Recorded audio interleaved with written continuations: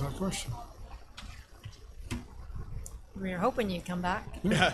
So I just wanted to make sure everything was taken care of before I left. So those firefighters are out there cleaning that up for me, which is awesome. So No, it's quite the presentation. did you guys have any questions about the fire suppression system? I know Blaine's not here yet, and Michael is, so I can hold off. I just had, I don't know if Raylene had one. You were All already the talking. water is connected to culinary. So depends.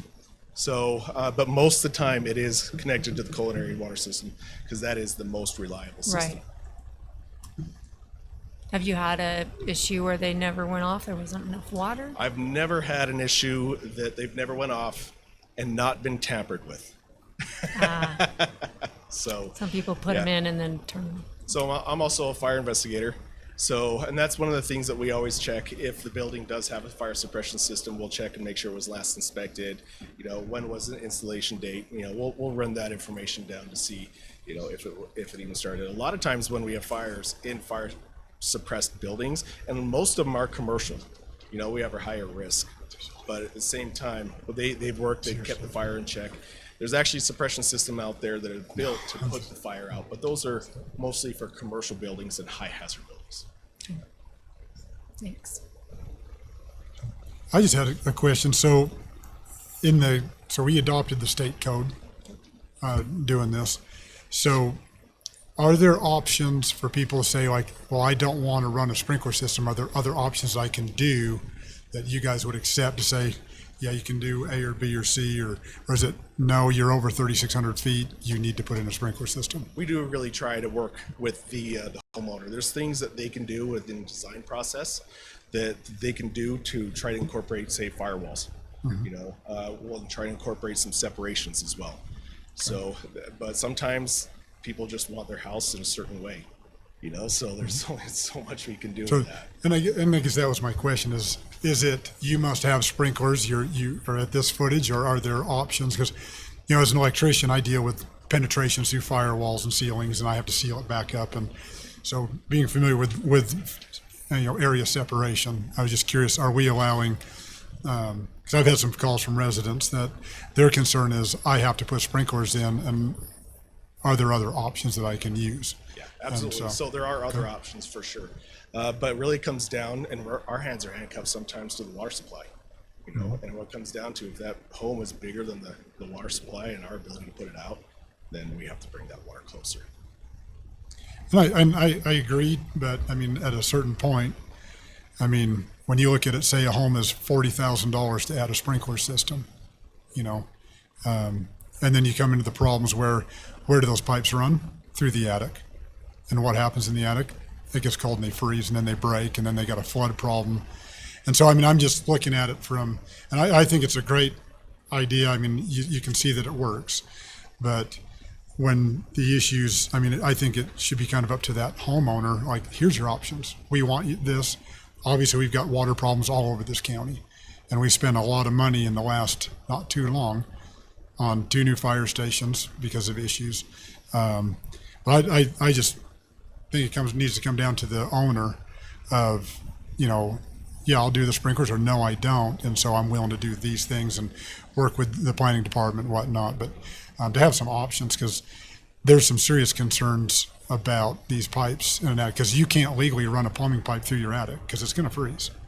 And years ago, when you could put glycol into your sprinkler system, it wasn't a problem because it won't freeze. Right. But now the EPA, you can't do that. Yeah, there's And only so- like one listed glycol product on the market now. Yeah. So, and- but so- with that and is the insulation, and the way the engineers have worked out the installation of those pipes, we haven't had any problems. So, and I mean, and I agree. I mean, I think they do the best job they can, but now you look at the electrician and me coming out, and what do I need to do? I need to climb through that attic and add some wires and some cans and whatever, and I'm kicking insulation out of the way, and I don't know what that thing is. Now you don't get insulation anymore. Now it's exposed to those, you know, we just live in a really cold climate. And in a perfect world, we never get in the attic again. I hate attics. I was in one today. I was on the roof pulling shingles off, and, you know, they're miserable, but I mean, it's a fact. And we get in there, and the electrician doesn't care, and nobody else cares. The homeowner, they brush it all aside to build them a little platform to store stuff. And so I just think there's a concern here with, I mean, I love the option, but I think it needs to be an option. and as the county grows, I think we need to provide more fire stations, more equipment, more people. And I mean, me personally, I mean, and maybe I'm kind of going off here, but I'd rather see money raised by the county to provide you guys with more equipment, more buildings, versus forcing the homeowner, you know, maybe through impact fees or things like that, so that now we're protecting the whole community and not just this house. And encourage people like, no, come and build, but you're building all these homes, you get to help us buy more fire trucks and more buildings and firemen and people to help protect the entire community instead of just one individual home. But I'm back to the, I like it to have the homeowner have some options, you know. Yeah, sprinklers are great. If you want to do it, good. If not, here's some other options that will, and I think if the people are told, they can make an educated decision of like, no, my engineering, my architecture will suffer a little bit, and I can do a firewall, a fire ceiling, separate my basement. You know, because you think about a fire in the basement, you get a water heater down there. You got a fire down there. If one started in my basement, I'd never know. I'm never down there. Yeah. And so next thing I know, it's raging through the upstairs. But, you know, if you can do a fire ceiling, you know, you do the stairwell, things like that. I just like people to have options and not be forced one way or the other. So. Yeah, 100%. And we have been giving options, but the homeowner sometimes doesn't. They want that open floor plan. They, hear you. They love that. Yeah. The big walls, big ceilings, Sure. and things like that. So it is an option for them as well. Yeah. So and a lot of people have come to us and say, "What can I do to not sprinkle?" Okay, cool. These are your options. No, that's good. So it is happening the other way. I'm glad to hear that we are sharing options and letting people know what they can do. You know, because again, I mean, it comes down to safety. We want people to be safe, but you know, I know that I've spoken to a couple insurance companies, and they're like, the sprinklers when they break, you know, they've kind of like, well, we look at what's the chance of the house catching fire, and when it's minus 20 out, what's the chance of that water line freezing? You know, and they're like, you know, these couple different people are like, yeah, it's kind of a Definitely up to those actuaries, right? sure. So And that's the thing is and that's just what we all are weighing out. Is one of the things that we are encouraging people to do as part of this, though, is there's a lot of people being dropped for insurance reasons, you know, being so remote, and that's you guys have been dealing with that, trying to put fire stations in areas that's happening. So this is also another attempt to help, you know, those insurance companies be able to justify that they're hopefully not going to take a loss. So, you know, there's definitely a lot of different angles, but absolutely, we want to work with people. We want to make sure they're safe. And the biggest thing is we don't want that smoke, that hostile smoke getting in their lungs. Thank you. Any other questions? Thank you so much for your time. I appreciate your guys' time, and we'll hopefully be seeing you guys around. Right. Thank you, guys. Thanks. Okay, we're going to move to F2B. Garrett? Yeah, so this is a bill of sale for fire equipment. And if you look, there's just a couple things that I think were left in when it was sent over. And so it says developer is the assets. My request there was to say district owns the assets. I think it's just a typo there. And then in the second whereas, it says developer and district. It should be county and district. And so I sent that over. And then if you go down to paragraph 4, disclaimer of warranties, it talks about the assets under this bill of sale is sold as is, and I just said change is to are. So those are minor changes. It doesn't change the intent. It just clarifies the parties. Okay. So we can do a separate motion with the clarifications then. Okay. Yes.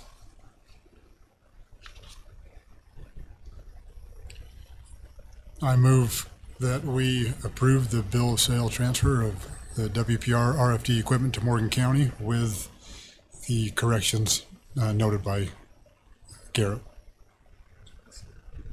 Okay, we have a motion by Commissioner Nickerson and a second by Commissioner Fackrell. All in favor?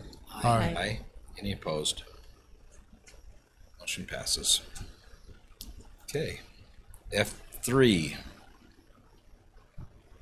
Did you by chance include that? There you are. You got it right there. Okay, so we've talked about this a couple of times. There's the bill that Buster paid. When John Cannon talked to him, he felt like splitting the difference with him would be a fair cost, and so that's the discussion tonight. Splitting the 65,000. Correct. I'm not comfortable with that. I mean, when we went through the contract with Buster, you guys might have known about the debris and stuff, but I didn't know about it. And it was never brought up during the whole contract discussion. And he knew about it. Some of you knew about it, but it was never mentioned. So I'm not comfortable giving him half. I don't think the taxpayer should be liable for that. I'm comfortable giving him something, but probably not that much.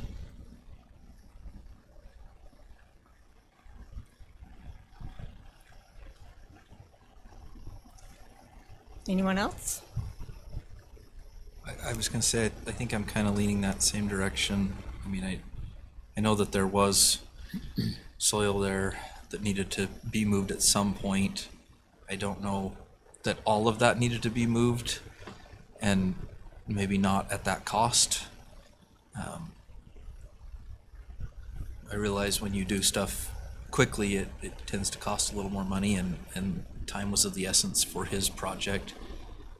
But yeah, that's my thought as well. And we didn't have the option of trying to get the lowest bid either to get it out of there. And plus he purchased or started his project with as is. I mean, the truth is, to recover that amount of money from the lease on that property, it'll take us 60 years. We'd never recover it because the lease rates are so dang low. So I don't know. And the lease is so low as it is, It's low. And we acted in good faith, letting him move forward with all of those 5 hangars, with what happened with the Forest Service. And I feel this is too much. What was the, so he came in, was it, I can't remember his last commission meeting or the one before. What was the amount that on the permit, or the fees that he was I asking? believe it was 9,000. It was 240,500 permit fees, if I recall. Because I remember we were talking, it was like, I can pull it up. and I'm That's what it was. It was kind of with you guys where it's like, I think Garrett, you made the comment of, if we do this one, where do we come to a stopping point? And I mean, I was thinking more somewhere in that $10,000 to $15,000 range is kind of what I was thinking. Just, you want to abate these fees and things like that. And that's kind of where my mind was going, and somewhere in that range is kind of what I was thinking. Like, okay, we'll work with you, we'll help you, but that's kind I of was where thinking more like 10. 10. So that's kind of where I was. I was thinking somewhere in that 10 to 15. That's where I was. Maybe that 25% or 15 would be about 25%. So anyways, that was kind of my thinking.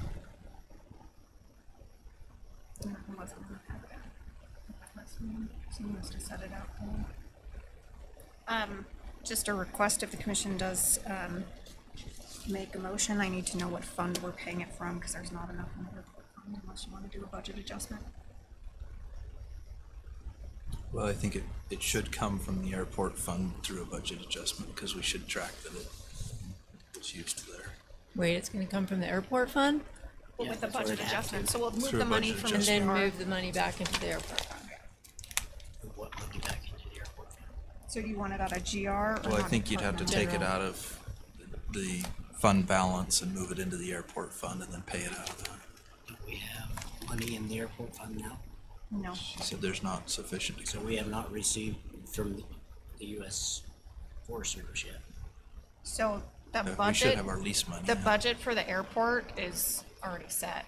So all that money that is budgeted is designated. They don't have an extra $10,000. But our lease with the airport, with the Forest Service was Yeah, but it doesn't go into effect till been- September, Till January 1, September of this year. September? Oh, okay.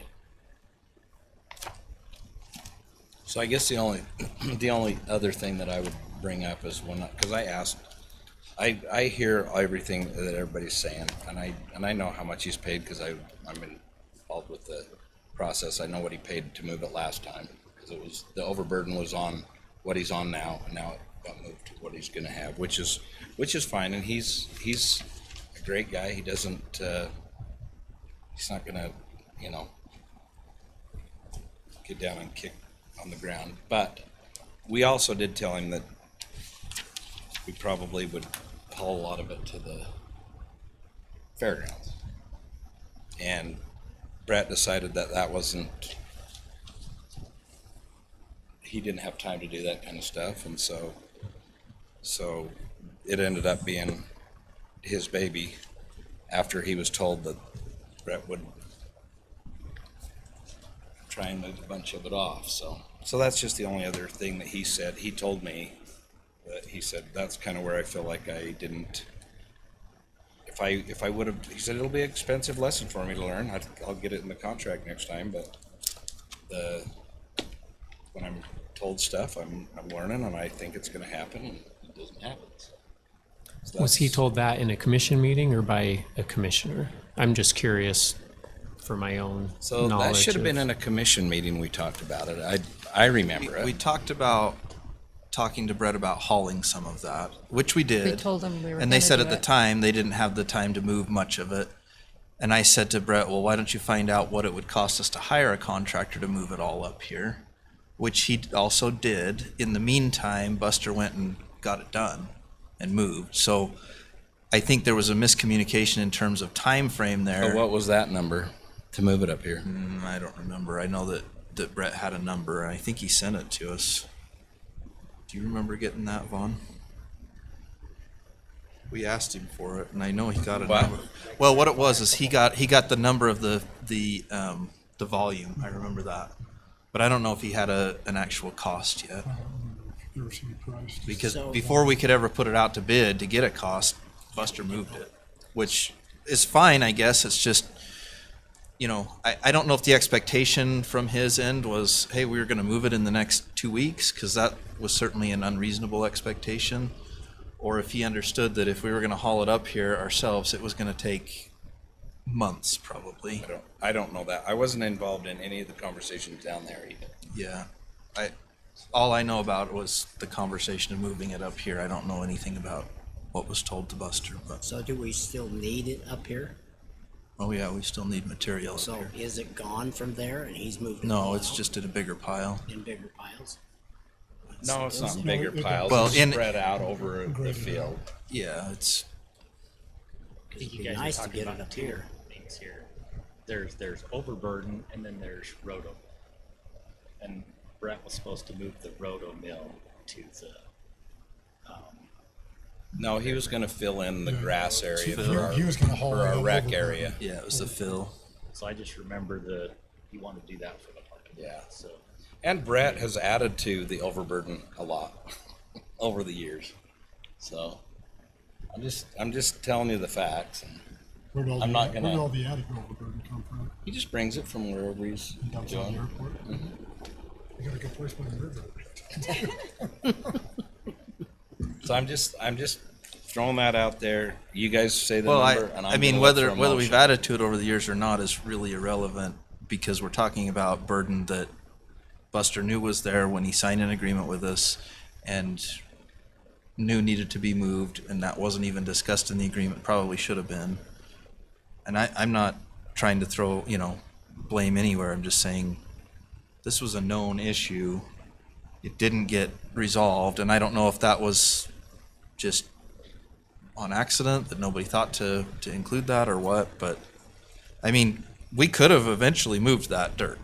The county could have eventually done it, but it wasn't gonna happen in the middle of the summer while we're doing our road projects. It was gonna be a fall project when we had dump trucks available, which we don't, and drivers, which we don't in the middle of the summer, or the middle of the winter for that matter, so. So is it something we could do still and remove it from there. Yeah, we could But still. Yeah, then but it- as far as let's his just costs, stay on- he's already, But I don't know Let's that it just needs to stay be on- now. I think that the topic is, what do we do about what Yeah. was moved, right? Let's just stay on course and say what if anything are we gonna do for Buster, and let's make a motion. I don't wanna sit and haggle over this all day.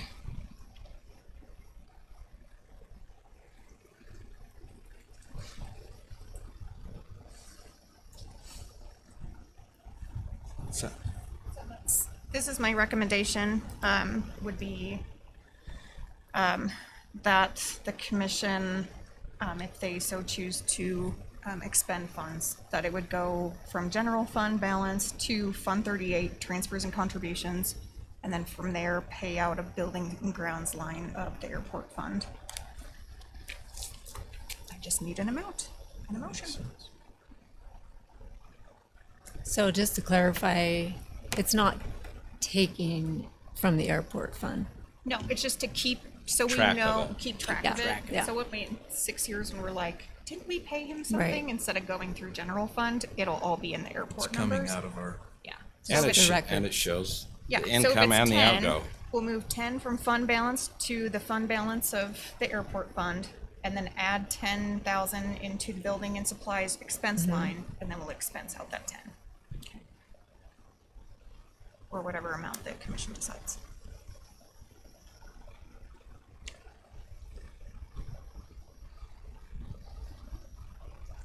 I honestly don't want to give anything because I feel like the process wasn't right. I'm just looking for a motion. It can sit, it can be seconded, I just want a motion. It can be rejected, I don't care. He paid 9,000 in fees. Like, I'm okay with that being. I won't call it abated because we're not going to abate the fees. No. This would be a refund in the amount of those fees if we want to go that route. I would just call it a contribution to removing the overburden, so it's not tied to the fees. Okay. Just so we're not establishing a precedent Precedence. of reimbursing fees. But how many other builders or contractors are gonna come to us and say, hey, you gave Buster some money? It's kind of I would say I'm not saying a one-time thing, but I think there would probably be rare circumstances where the county owns the land and then we lease it to someone for purposes because I mean, part of the reason if Brett was dumping overburden there is because it's county property, and so we can use it for storage of overburden or rotomill or whatever the idea was to use on different sides of the county. I don't think the county owns a lot of property, especially on that side of the county, I would say. So I don't think it would come up very often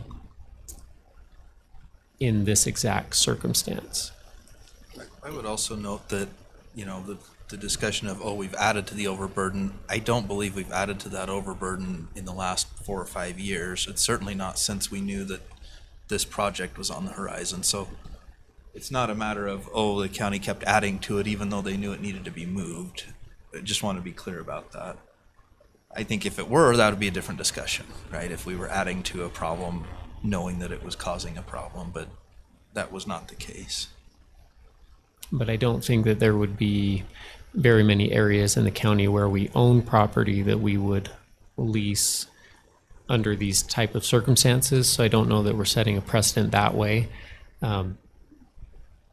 But going the way that we did with the 5 buildings instead of the 1 that would have been for the Forest Service, there were other options. So I do think you're right that the county acted in good faith to allow him to move forward with a project of his choosing rather than, maybe putting it out for bid or allowing others. Because I know that there's other people that are coming to me, probably coming to Joe, who are wanted to do commercial things at the airport.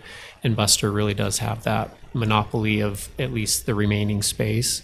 So I do think that there's been good faith from Buster's side to come up with a workable plan after the Forest Service pulled the rug. I think that the county has acted in good faith in allowing his project to move forward where he has more control. it's better for the county as far as making sure the buildings are uniform, things of that nature. So it benefits both sides, and I think we both have worked in good faith in those aspects as well. I would just call it a contribution to removing the overburden and not tie it to any fees. Well, and really, I mean, when you think about construction, I mean, the price is what the price is. And so, I mean, when you go get bids from your electrician, your plumber, your framer, everything, you're the developer. That cost is just going to get passed on to the next person that's going to buy the hanger or whatnot. You know, is it an unforeseen cost? Yes. Should he have looked at it a little bit better? Should we have made sure that, hey, you realize that's your problem? You know, I think both sides there, but at the end of the day, I mean, if we do, I feel we should do something. I'd like to help them out a little bit. I think 50% is high, but at the end of the day, that cost is going to be passed on to whoever buys those hangers. I mean, that's what I do. I mean, if my copper cost doubles, well, their price just doubled. And you put that in your contract saying, you know, the volatility of the market, whatever, the price can change in the next week. And we just pass that on. I mean, look at what it costs to buy a home these days. The builder's still going to make their money. It just gets passed on to the end user. So that's my thoughts. So what amount? I told you what It's reasonable. I mean, 10,000, 15,000? 25% is like that's 16,000. 16.5, so. So, but I don't know, the 25% is just a number we pulled out, so I don't know I what's just reasonable, to I be just kind honest. of, I mean, these are taxpayers' dollars that we're Yep. giving him. I'm bugged that there was, oh, this is how much it was, and there wasn't, like you were saying, multiple bids, was just done. It's, oh, can you take care of this? Well, and I doesn't certainly sit right didn't with me. realize there was that much urgency to it that he was just gonna do it. I mean, when we talked to Brett about moving the overburden, it was, let's move it as we can. I mean, we recognized that we didn't have the equipment to do it immediately. Doesn't his contract have a time frame to be done in? I think it years. does. 2 years.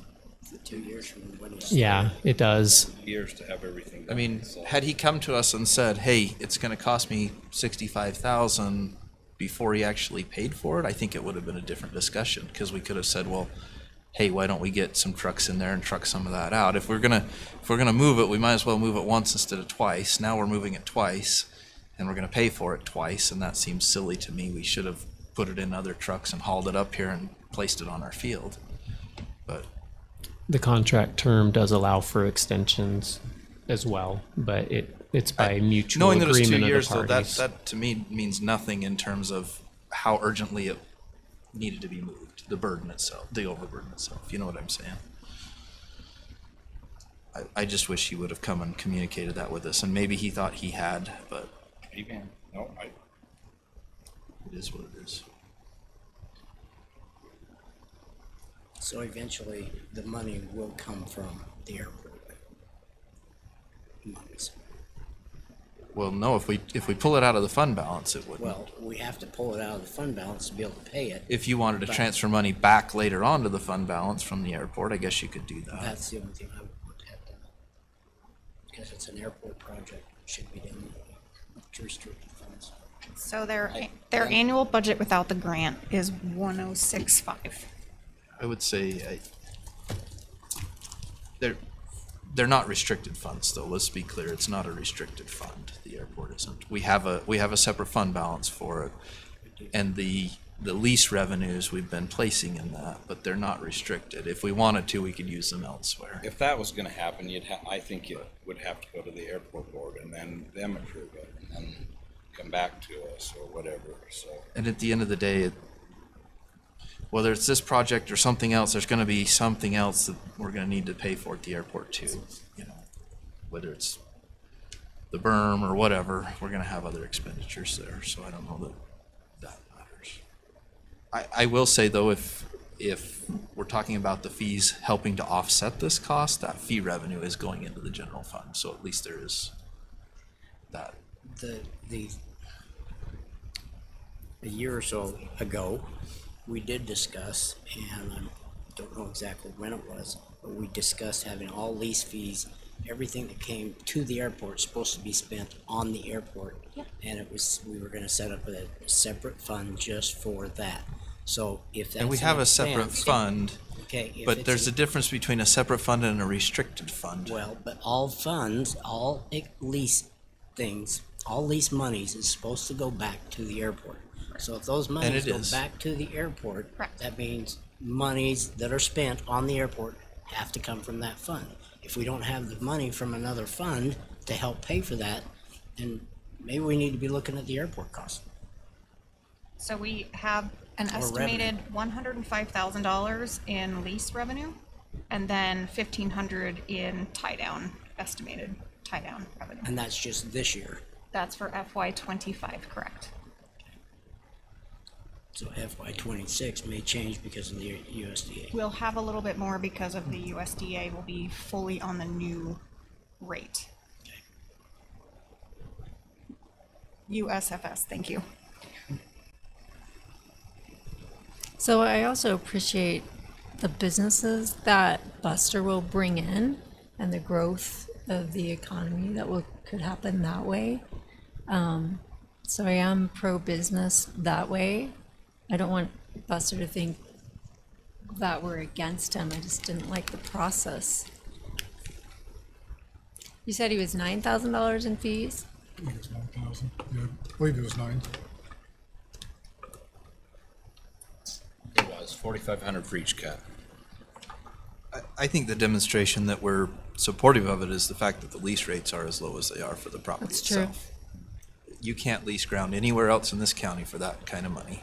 I've That's said true. that a couple times here. It's dirt cheap. You couldn't buy ground for that kind of money over 50 years. 50 years or 30 years. That's So- the lease is for.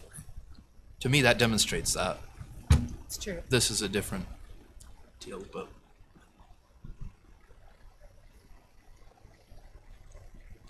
Well, all right, I'm just gonna make a motion. You guys can decide if you like it, if you don't. If you don't like it, vote it down. That's fine with me. And if you do, great. I'll move that we approve a reimbursement in the amount of $9,000. Not Sorry, what are we calling it? A donation. contribution, Contribution. excuse me, a Yeah. contribution in the amount of $9,000 to be paid to Mr. Del Monte for the transfer of overburden at the airport. That funding would be coming from the general fund balance, transferring to Fund 38, and then paid out of the fairgrounds building and grounds. Not fairgrounds. Airport, Gave Cindy a I'm heart sorry. attack. The airport building and grounds, 38-4550-260 account. May I request a amendment to your Absolutely. motion? Instead of going to Mr. Demonte, can it go to Nine Line Holdings? Oh, Since that's yes, who the please. invoice is for. Yep. 299 building. Thank you. So, paying this out of fair fund. No. Airport. Sorry, my brain is still on fair from all of last week. Okay, I have a motion by Commissioner Newton, I'll second. a second by Commissioner Nickerson. All in favor? Aye. Nay. Okay. You vote now? Then you can't I- vote, can you? I can vote. I break a tie, but You can vote. 2 and 2. There's nothing, there's nothing in our procedures, which I think we could probably take a look at to define conflicts of interest more strictly than the state. But the state says you just declare the interest. It doesn't prohibit you from voting or being part of the discussion. okay, I'm an aye then. Motion passes. So we have 3 nays, or 2 nays and 3 ayes.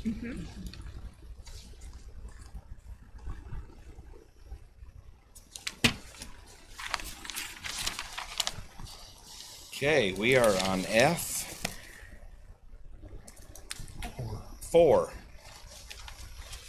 I was totally confused when I did these. Is this, Cool. was this just making up some mistakes, Garrett, or? So, well, and I guess Here's your Joe can also speak to it, but as it goes to F4A, transfer and assumption of lease hangar FF1, it's actually not technically a transfer because they're not using the assignment form, but the person that had the lease for FF1 is just entering a new lease as an LLC rather than them individually. And the commission revised this lease as of May 6, 2025. And so it's still good. And if you scroll down, it'll be under the same terms and on the same timeline because, well, not that far. Under section 2, it talks about for 26 years instead of 30. And we're just doing it 4 years later. But it's under the same terms, they're paying the same fees, but rather than signing an agreement as the assigner and assignee as an individual and an entity, he just executed a new lease. And has the adjustment been made to 3%. The fee. Yes, and so that's all incorporated under the term and rent, where it talks about term of 26 years and an annual base rent equal to 16% 2021 rate adjusted for inflation. So, Okay. so basically what we're doing is rather than putting in the 16 point whatever, because it's going to be carried on further decimals, we're just saying we're going to go from the 2021 rate that's been increased 3% per year. Oh, okay, all right. But it does say that every 5 years The CPI comes in. that it can be adjusted to CPI. And so that's something that the commission can about consider next as year. you, yeah, Well, and I think the airport board should look at that. that's right. Now, yeah, the airport board can bring forward a recommendation. As they run the airport and see what they're What short needs are, yeah.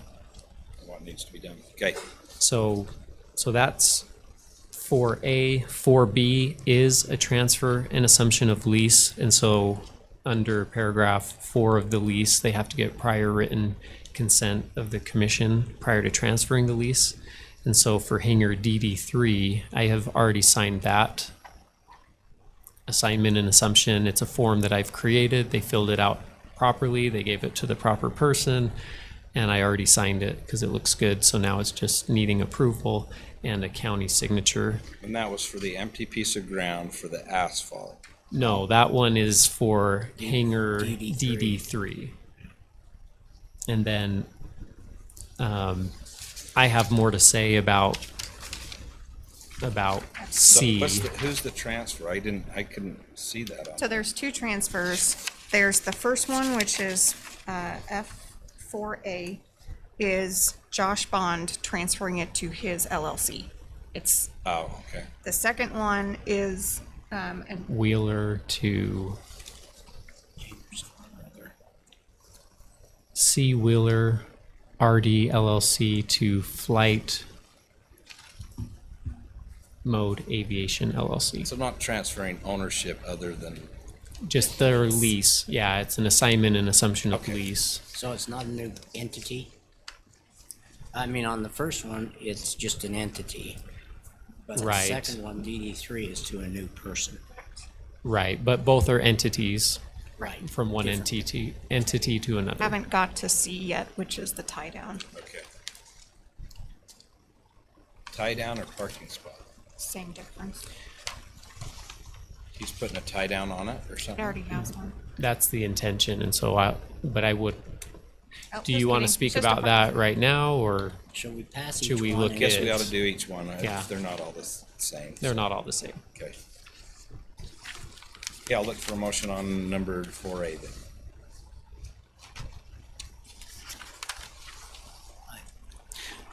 Move that we transfer, or actually, it's not a transfer, it's just I think ownership let's just name. go to 4B, because 4A, it's an approved lease, he signed it, I think we're okay on that without another action, because we already approved it back in May 6th, on May 6th. 4B. 4B. Or B. I move that we approve the transfer and assumption of a lease hangar DD3. I'll second it. Okay, we have a motion by Commissioner Fackrell. May I make an adjustment to that motion? Sure.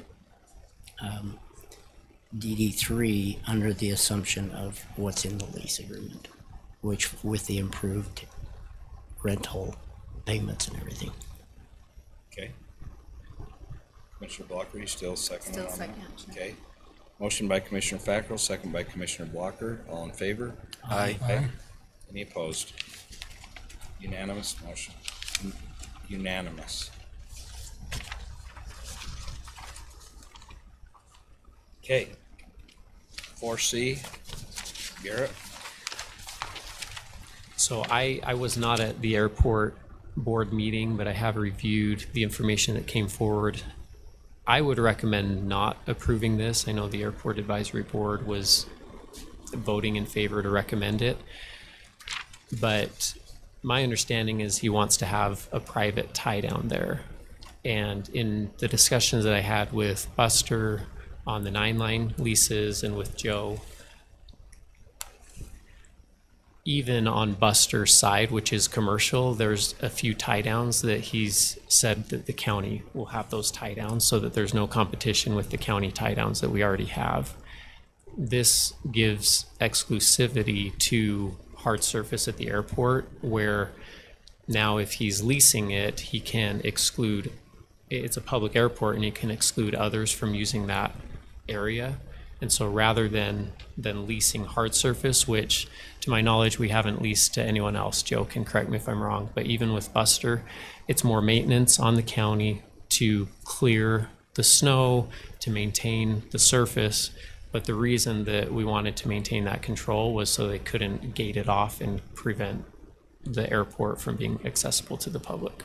So I would just ask that we maintain that consistency, or perhaps refer it back to the airport advisory board, and I could go and talk to him at that meeting and just explain why I feel uncomfortable with it.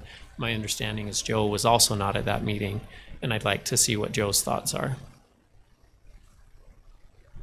Yeah, I was not at the meeting, and so it would be inconsistent with what we've got done with the Buster on as far as maintenance and such with that piece of property. They paved and they paid for that, but they can Without use it just as permission, well. kinda. Huh? No, I I guess gave them without permission? I gave them permission, and they paved the little strip down the middle as well. But if they do that, if they were to have a permanent tie down there, wouldn't that make it to where nobody else can use that area? Right. Yes, if So- they're leasing it, they're exclusive That's- rights to that area. My That's que- the intent of them, is to Okay, so exclusively if- use that. and I don't know, are the tie downs there up out of the ground, correct? No, they're flush. They're flush? Okay. But he can put in a tie down and still use that if needed, but then it prevents others from some of the other areas to be able to move their airplane through that area if he's tied down there. Is that correct? No, that space is right next to their hangar On the sides or in front? side. Be on the side of their hangar. So they rent a spot for Right. their, constituents or whatever, their people. But if they decided to put a tie down right next to their hangar, then they could use that tie down. I didn't think there was enough room in between the hangars to They do could that. probably put two. He's on the end. Oh, okay, that's why. Okay, They could And you've probably got put several two. more on the end. okay. too. So I didn't know where it was situated. I would rather not. Open that can of worms. I would rather maintain Okay. that whole thing from my view. Okay, I move to reject this, to have the privately improved tie down at the side of hangar FF1. I'll second that motion. Okay, I have a motion by Commissioner Fackrell and a second by Commissioner Newton. All in favor? Aye. Garrett, you're gonna go talk and explain it to them, or? I'm happy to, if you can just let me know when I the was next at that meeting is. but You were at that meeting, and Yeah, and I think a lot that came up, and it would have been good to have, and I didn't think about it, have Joe there to kind of explain the inconsistency. Yeah. I know I spoke with Garrett yesterday, and I thought he kind of mentioned, he goes, it might be good to have him come and talk about Open Meetings Act and processes and recordings and minutes, and he could talk a little bit about the keeping the airport consistent. I thought that'd be a great idea to have him come to the next board meeting. Yeah. Okay, F4D. Is that? Oh, Q was gonna be here, but he is not. So they got a grant for berm improvements, for $44,000. The quotes they're getting back are more than that. I just put the latest one on your desk after you came back from playing with fire. And that's coming in around $5,800. So the request is to allow them to go out for 5,800? 58,000. 58,000, sorry. 58,000. I would love it for you 5,800, that'd be amazing. Under budget. So the request is to allow the, this to go out for RFP publication, because it'll be more than, obviously, our $5,000. And also, to designate matching funds or some type of nominal to get them over the 44,000 for this project. Was there a requirement on the grant for a specific There was amount not. of matching funds? No match. Ray, That's great. It just Can you came in remind as me, more. they had talked about possibly reaching out to another group for some funds to help pay for that. Do you know if they ever, Josh had specifically mentioned one that he was gonna, I haven't heard. I would almost like to just maybe, because he had brought it up, maybe reaching out to that group and just see if maybe they're willing to help prior to us putting more funds into it. Are you going to use this as an RFP guideline here? So This bid? I did not know, it's not a bid. It's an estimate. It is an estimate. I didn't know that they were even Whoa. going out for estimate or quote, or else I would have told them at that time that we can't do that without commission approval. So can I just, so originally, and Raylene, you were there, remind me if, and maybe I was off in another time zone or something, but I thought they were gonna get some pricing so that they could reach out to that other group and say, here's kind of what it's gonna cost us. So that was my impression of what was gonna happen with this, is we were just getting an idea of where it was gonna be, and then see if this other group would help pay with that, and then come to the commission and if there was a need. That's what I thought was gonna be happening. So I met with Hugh on Friday, and this was part of our airport discussion, was putting this on here so that we can get it moved forward before we get any colder. I think they both talked to their people and it came in really high, like. No, I don't mean the price. I mean Donating. a group to help pay for it. I don't remember him. He brought up there was a couple that we talked about, and he brought up, well, you brought up the one and he brought up a different one. And so that was my impression, was we were gonna kind of get an idea of where was it gonna be. Was it gonna be $250,000, $50,000? Where is it gonna be? And then we could reach out to those groups and see if they would be willing to help prior to coming to the commission. That's what I But we'll thought still was need an gonna RFP.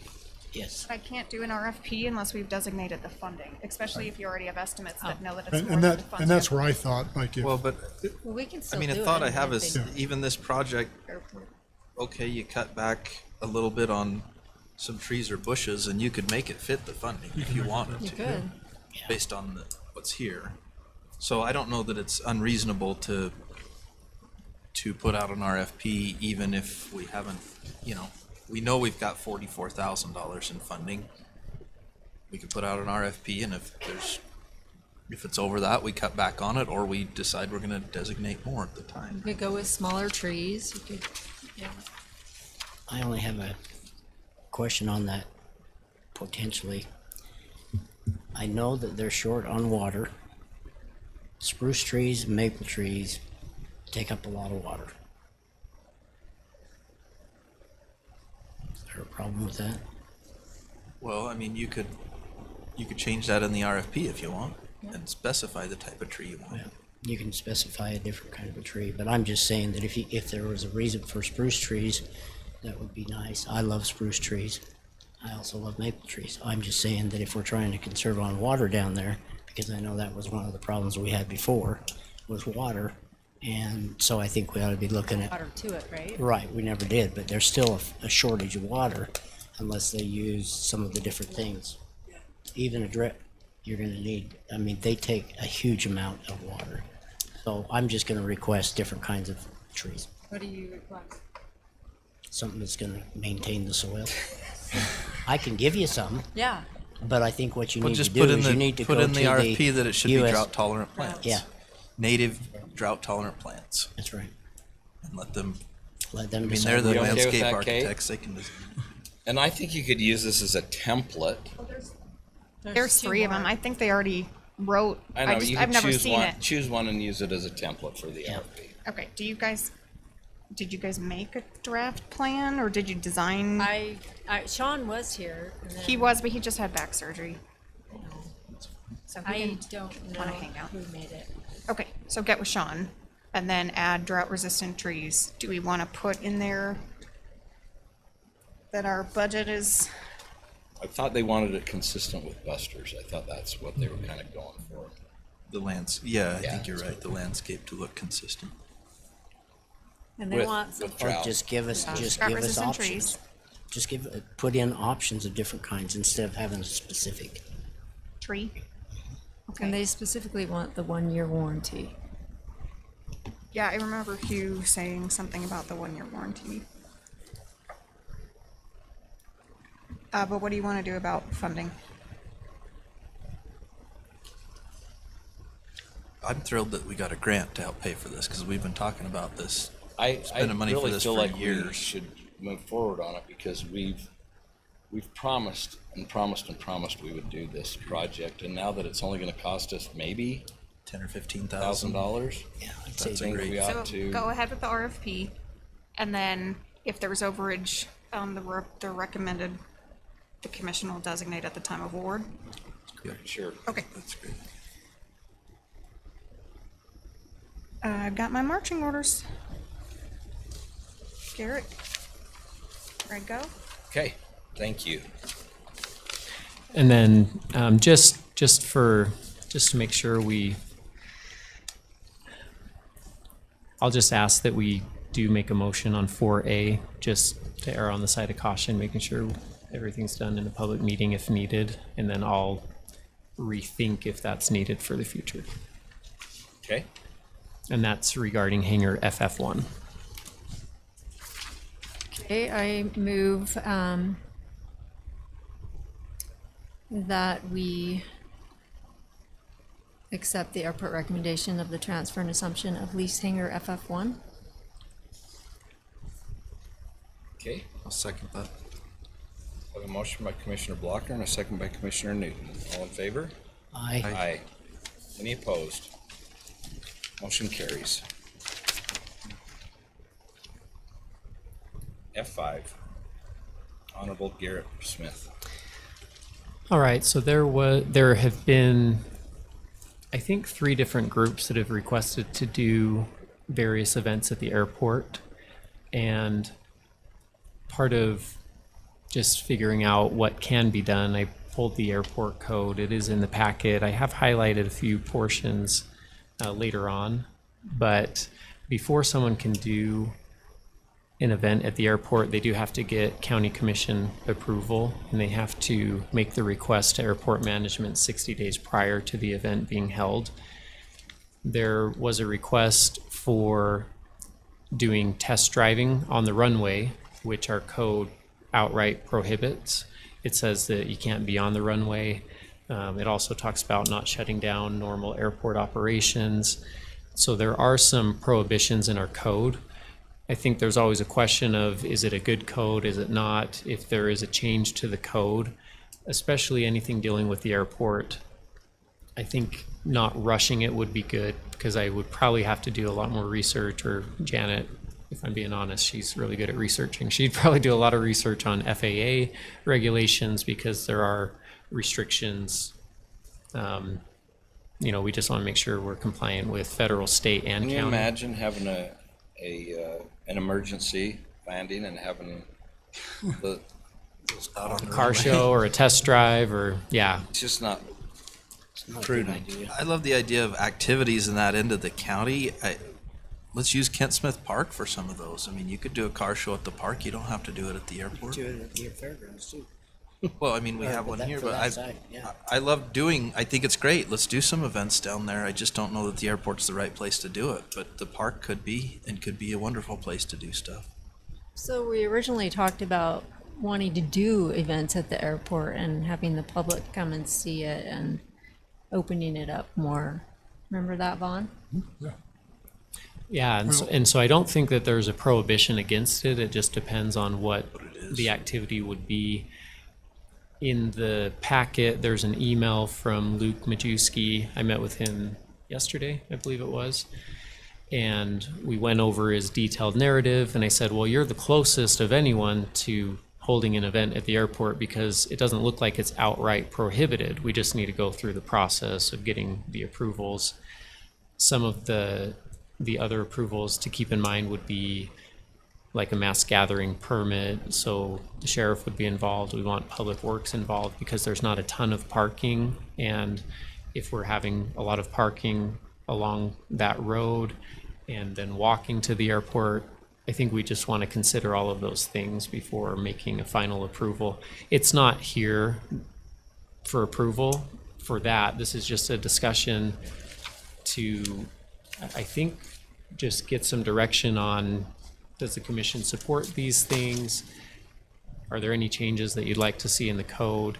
And maybe I could just go through a few highlights of what the process would be for holding an event at the airport. So I was thinking those events were aeronautical related, like a fly-in and that sort of thing. That sounds great to me, but a car show or a test drive on the runway doesn't seem Isn't it to a car match show that. and an airplane as Oh, well? maybe it's together. Okay. He did talk And that's about a different having, And I story, think maybe. the taxiways, the runway are. Yeah, those are off. They're off the table. But, you think about some of these people with their airplanes, I kind of explained this to Garrett the other day, was, their planes, they're passionate about transportation, right? They're airplanes, they've got nice cars, they like to show them off next to each other, and whatever it may be. And I think it's just a way that people can come and, because right now I think the airport is kind of looked at this, like it's there, but we can't go there. But this one, hey, come bring the kids, and there's some airplanes, and there's some cars, and they've got some food trucks, and people get a little bit more comfortable to getting to know the pilots and what's going on. But I agree that the runway, the taxiways would be completely Yeah. off. I would love to Then see I'd something support that. happen that would bring Like to see people more out. stuff happening. yeah, I think as long as you can accommodate parking. Yeah. I mean, we accommodate people park at the fairgrounds along the road there. We don't like them to do They that. but know, they do. but They it were happens. gonna No parking lot for us at the Usually airport, put up so it would signs have to saying, be along "Don't Willow park here." Creek. Put them over at the Scotsman's. so I don't want to bore you with the code, but I have highlighted a few sections, and it talks about getting the prior written approval of the county commission. You have to initiate a request not later than 60 days prior to the date. He was looking at October 3rd. We counted it from yesterday, and that's exactly 60 days. So I said, well, send the email to Joe, and I think he sent it. So that at least you're in line with our code. And so it will go through the airport advisory board with recommendations from airport management. And it talks about, needing the requisite liability insurance, things of that nature. If we could scroll down maybe 4 more pages, I believe, to 154:30. Keep going down. Sorry, like 130. Yeah, there we go. So it has to be approved by the county commission. It says a business not directly involved in any form. So that's more for business. It does talk about requiring a conditional use permit. One thing, let's go about halfway, no, you're good there. About halfway down through 130, that first paragraph there, it talks about a business not directly involved in any form of aeronautical activity may be allowed on the airport only if such business would serve and support the airport and flying community. And so there's a lot of ands in there, but having a car show with a plane show, I think that that serves and supports the flying community. Now, the airport itself, maybe there's going to be a fee associated for renting it to at least cover the, airport management, anything they have to do. Maybe, I think I mentioned it to Luke, but I was talking to Vaughn about it yesterday.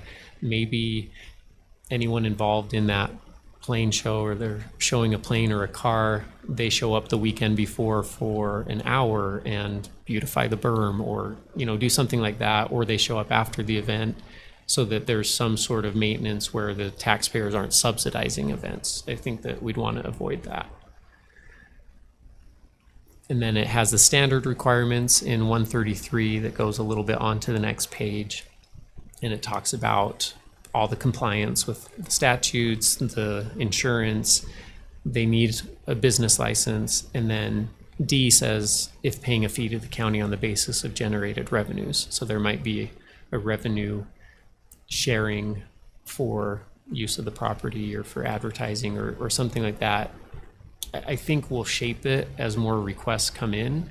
We'll learn from our mistakes, but this is at least what the code requires, and I've directed anyone making those requests that they need to comply with these portions of the code.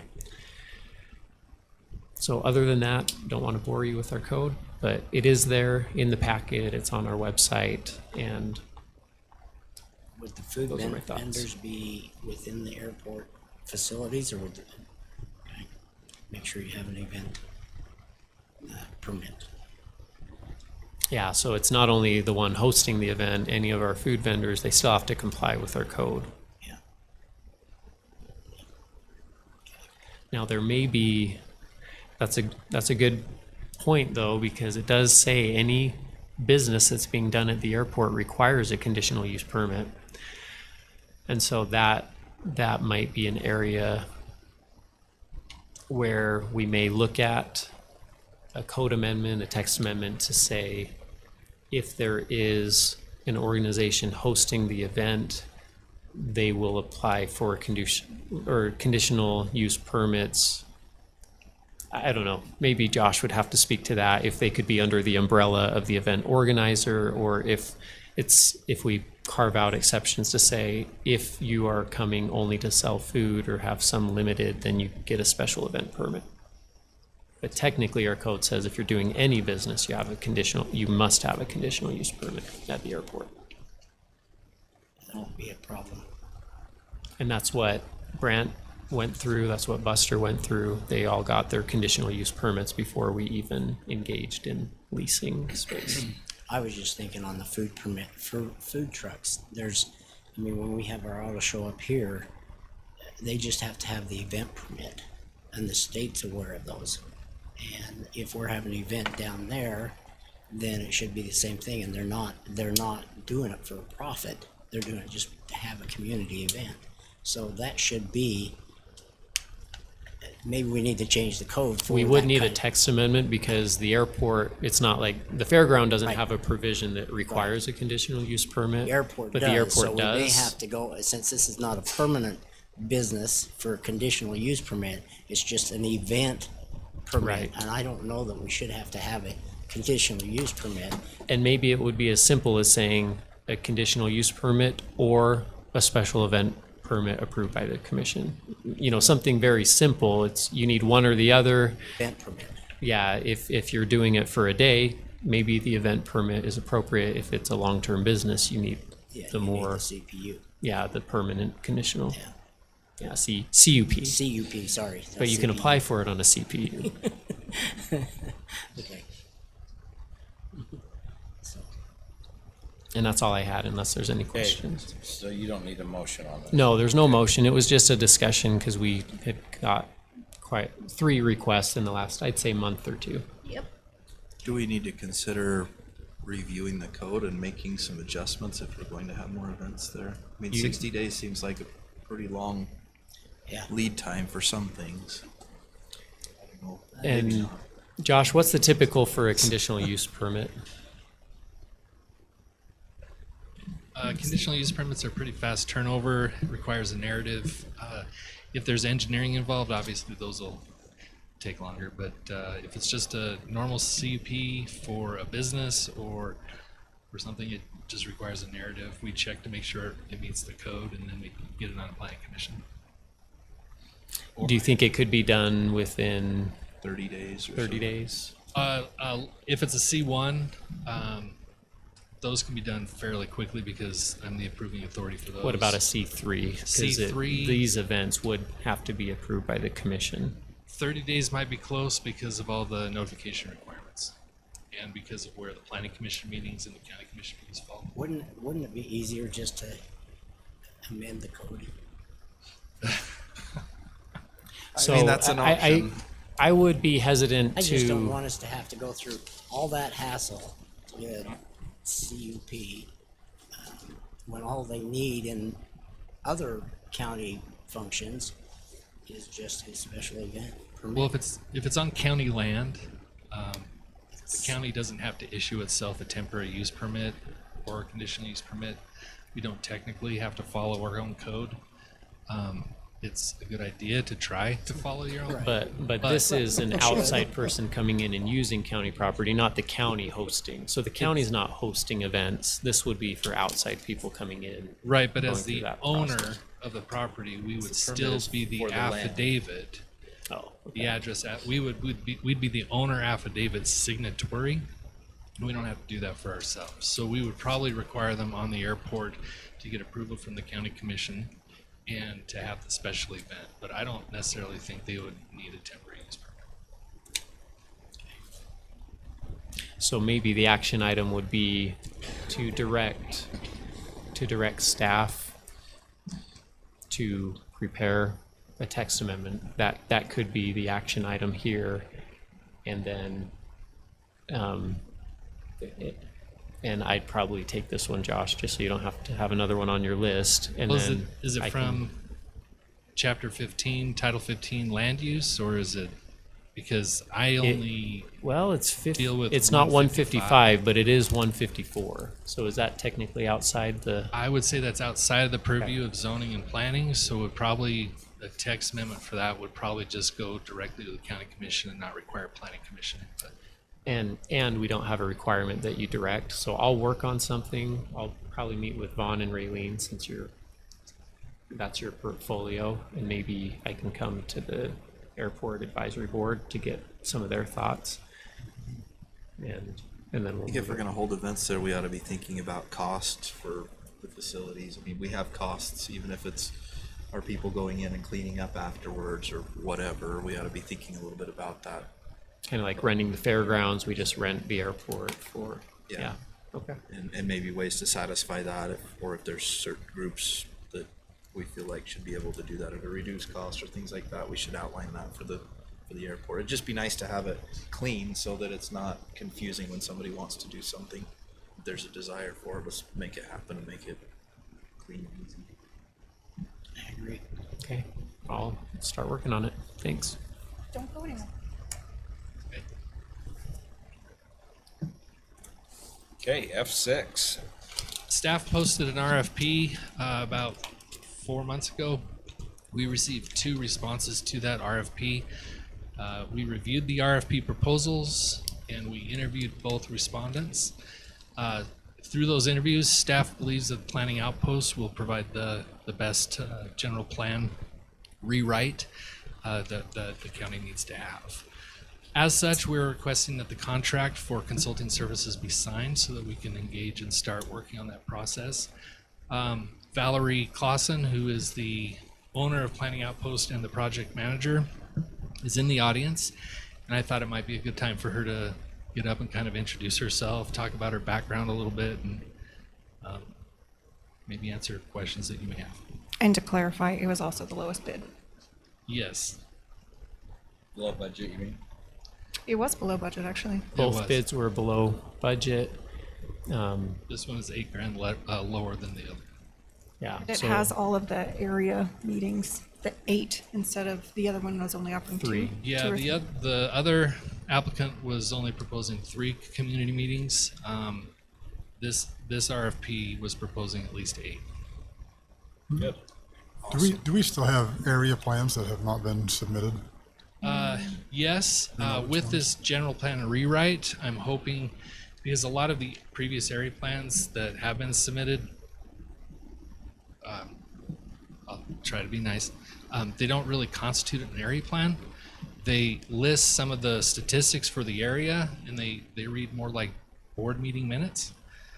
So I'm hoping that we can incorporate actual area plan chapters for each of the areas in this general plan instead of relegating them to the appendix. Okay. So I guess, so like I've seen, like last year, the Peterson Mountain Green one came up, and like I know there's a lot of people that spend a lot of time sending out, surveys and whatever, and using the old area plans to try to, what is it, how do we want to kind of, So the Your Mount areas. Green Peterson area plans were adopted by the county commission Right. December of last year with the direction that they be added into as their individual chapters into the new general plan. so I guess so back to my question, are there area plans that have not, are there any that have not been brought forth and submitted, like this is our area plan from, Your area. just my area? There's more than that. You're the one that should be calling them, right? Mount Green Peterson, obviously, they were submitted. They were written by a consultant. Right. Those were passed. We've seen a draft of the Croydon. There was a draft of the Stoddard that I read through. That's it. That's it, okay. And that's why I was just curious, as far as we start moving forward, I want to make sure that, that Croydon is represented in that Stoddard and Enterprise and Milton and, Yeah. Richville, Porterville. I am completely on board with what you're proposing. And that's what, so if we need, I'll reach out to people to say, hey, get these finalized and get them brought in here. So if there's, like you said, if it's just reading like board minutes, well, that's not what we're looking for. Exactly. Let's make have them make those changes so that then we can get those to this company so they can have the chapters for each area and that Well, and it's, that's why 8 meetings is important. Right, and when the commission approved this funding last year, they were very Yeah. adamant about that. so I just want to make, and I'm happy to reach out to the different areas and be like, hey, get your plans together and get them over here. The 'cause public meetings are one of the most important parts of the general plan process, and each area needs to be represented. Okay. I think we also need to be clear that the intent is to have one entity compile all of them Yes. and have some consistency. So I just want to be clear that just because an area submits something doesn't mean we're going to adopt exactly what they submit. It means we're going to take that and go, okay, this is what they want, try to make it consistent with everything and put it together. I just want to make sure that their voice is being heard, that Yeah. what they worked, because I sat on one of those a couple of years ago and it was just like, there was hours upon hours and a lot of passion and a lot of frustration. I don't discount So- that. And so I just want to make sure that people that put their time and effort, that they get those turned in. So I that- just so think we with can how help them. important those areas are to the individuals and the residents of the county, Mm-hmm. it needs to be more than just a document that's put in the appendices. Correct. Oh, I agree. Val, do you want to come up and introduce yourself? Can I ask you one quick question? So with the Mountain Green Peterson area plan already adopted, does that just get incorporated with the new general plan, or how does that work? I would recommend making a few changes to bring in the consistency between all the areas, but generally, it'll be incorporated into. But I think there's some changes that need to be made. And I think for consistency purpose, when we adopt this as a general plan, it needs to be all encompassing. As nice as it is to have every area, you also need to, there has to be some all encompassing things too. So you don't have complete inconsistencies. And being that it was written by a different consultant, I think it's important for Val and her group to go through it and say, okay, this is how we see it, and bring it forward to the commission. So is it, because it's already been adopted, is it re-adopted? Well, It doesn't mean you can't make changes, because Yeah. you as the body will adopt the new general plan, which will incorporate those chapters Okay. with or without the changes. Okay. so I guess it's amendments to it potentially that would be made. Yeah, especially with the land use designations, there needs to be some consistency between all the areas and the land use designations that are used to create a general plan as opposed to a specific plan. Thank you. Yep. What was your name again? My name is Valerie Clausen. Thank you, members of the commission, for allowing us. We're very excited to be working on this project. I am the owner of Planning Outpost, and we're local. We're in South Ogden, so we're right behind the Arctic Circle there off Washington. So that's part of the reason I feel like we are able to give the attention of these public engagement meetings that are an important component. And then I have a colleague, Fred, that works with me. And then we brought your A-team to you with Zion's Municipal Finance. And they have just huge depth in economic development, the moderate income housing, and just the data that they have at their fingertips. JUB Engineers with the transportation, water, other infrastructure, just the general engineering needs of the county. And then downtown redevelopment, DRS has a design component. They're the design piece to the team. As far as my background, it's been over 20 years in planning right now, and both I've done a lot of public work, and then have worked for land use attorneys in Arizona and done some private work in that regard. And then a few years ago, went out and did my own firm because there was this need that the cities weren't being maybe served as well as they needed to be with the planning side of things. And so, again, very, very excited to be working on this project. And all this team, like, we were so excited when we got called in to do the interviews and stuff. We're all actually quite local, and look forward to working with Morgan County. Thank you.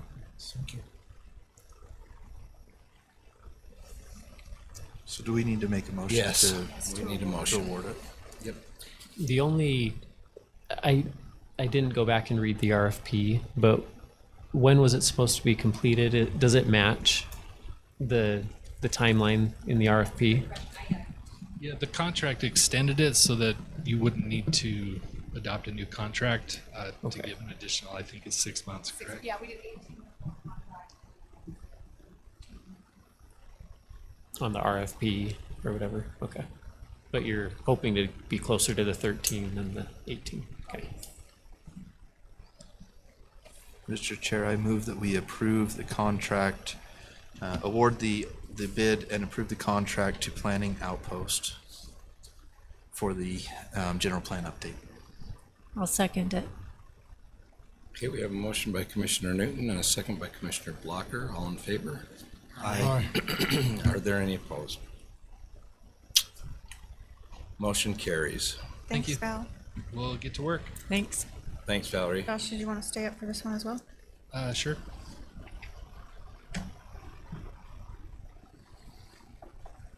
Okay, Chair Wilson asked that this be put on action item.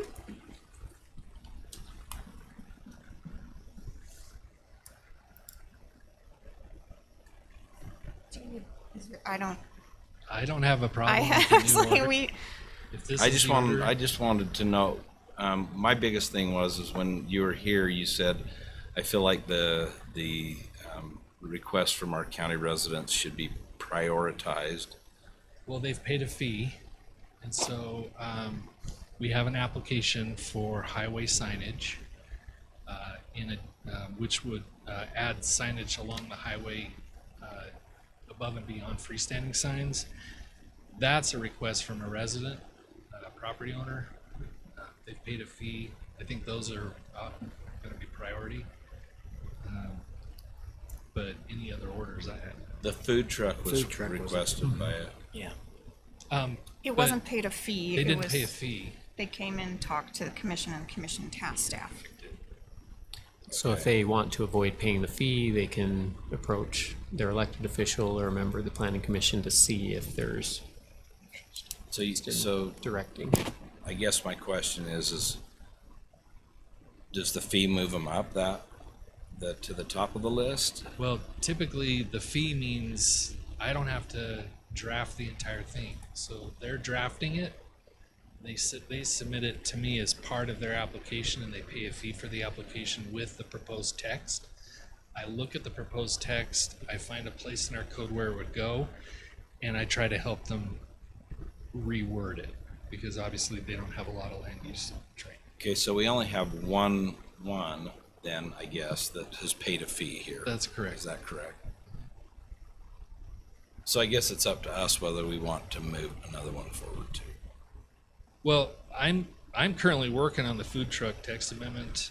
I've got some things going for the cargo container text amendment. The geohazard, there's a draft for that already, but we're going to rework that based on some of the comments we got from Planning Commission. So some of these are already in process. I know Janet's been working on a short-term rental text. I haven't been working on that one as closely, but I'll be reviewing that with Janet. So could you tell us Josh, where you're at on each one? Because for us to change that all around and say, well, no, we want this, and you're already working on something, I'd rather see us be in line with you if you're, if you say, this is where I'm working on stuff. Yeah. So where are you at with commercial design standards? So commercial design standards, I haven't started. That's going to take quite a bit of research. That's going to be that's going to take a lot of work. Okay. I haven't started that one yet. The commercial architectural review and landscaping, that and the design standards are probably they're pretty much the same. They can be done at the same time, but again, it's going to take a lot of research and a lot of work. View shed ordinance. Permanent residence at private resorts. Yeah, permanent resident private resort, that could probably come forward. I'll probably need to go back to the planning commission and get some clarification on what they were asking, because it's been a while for that one. So FY 26, 25? Do you think by the end of the year? Yeah, probably fiscal year 26. Sign code overhaul, again, that's one I'd actually like a consultant to help me with, because just everything that's going to go into that. He's at 12. Okay. Sorry. Bouncing around. Yeah, Where are we at bouncing with 12? Oh, they draft it. Oh, which one? Oh, I don't know where you are. So number one, sign Sign code code. text amendment, that's for the highway signage.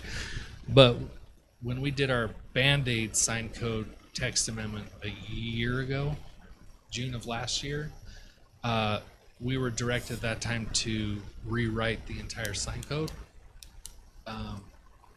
Again, that's a lot of, it's going to take a lot of work. Quite a few work sessions, things like that. Okay. So What about view shed? view shed, I have not started on that. That's a lot of work, a lot of research. Home occupation STR, that's in the attorney's office. Correct. And then we're waiting on the EDDM. Survey. Yeah, thank you. Food truck. Food truck, I'm currently drafting that. We've pulled different ordinances, but just like the cemetery code and the other codes, the snow storage, it takes a lot to kind of work it into a working draft. FY 26. Probably. Okay, cargo containers. Cargo containers, that's a little bit different. Since the state legislature stepped in and made cargo containers a permitted use without a building permit if they're 350 square feet or less, that one probably won't take that long to put together some criteria and placing limits on it. Janet created a rough draft after listening in on the last commission meeting, so I think we'll work to. There's a rough, So there is a rough draft that we are working on right now. Okay, geohazards. That one you said is already drafted. geohazards, we have a current draft, but based on planning commission comments, we'll probably rework that a little bit. Okay. Public notice. I know you guys just got that one. Have you started that one? Not yet. Okay. The next one is mine. That's drafted. I need to give it to Josh to take the planning commission. And sign code text amendment. This is drafted by applicant. Correct? Oh, I'm looking. I know why you think I'm jumping around now. Yeah. I printed You're out. probably looking at his. I printed out Matt's list. Pending re- Sounds like you have your system. I am So like, let me be clear on FY26. That mean by 26 it'll be done? Sometime in 26. in I, 2026. yeah, Sometime in 2026? I will. some of these are going to take a lot of work. What about 1 and 2? I feel like those are important with all the potential future commercial we have coming in. What 1 and 2 are you looking at? The ones Commercial on the design screen. Those 1 and standards 2. and commercial architectural. Commercial design standards and commercial architectural review and landscape. That's going to take a lot of work. If I mean, it's started been now- over a year since the county. Yeah, but there's Busted also it? been a lot of other text amendments that I've. Right. I'm just Finished. saying, to me, those are important because there's going to be a lot of commercial coming in, right? That's correct. Yeah. And I think to add that, the view shed, I mean, as people coming in, they're gonna start wanting to build on top of all the hills and everywhere else. I mean, and I get it's a ton of work, but it's, you know, So you're saying that none of these could be done this year? Yeah, there's, geohazards will be done this year, planning commission text amendment will be done this year, cargo containers, sounds like it'll be done this in short-term rentals. And sign code text amendment. And sign code text allowance amendment. for highway signage will be either approved or denied by you. And you've already passed 9 this year. We passed. 9 and then, well, technically 8, one was denied.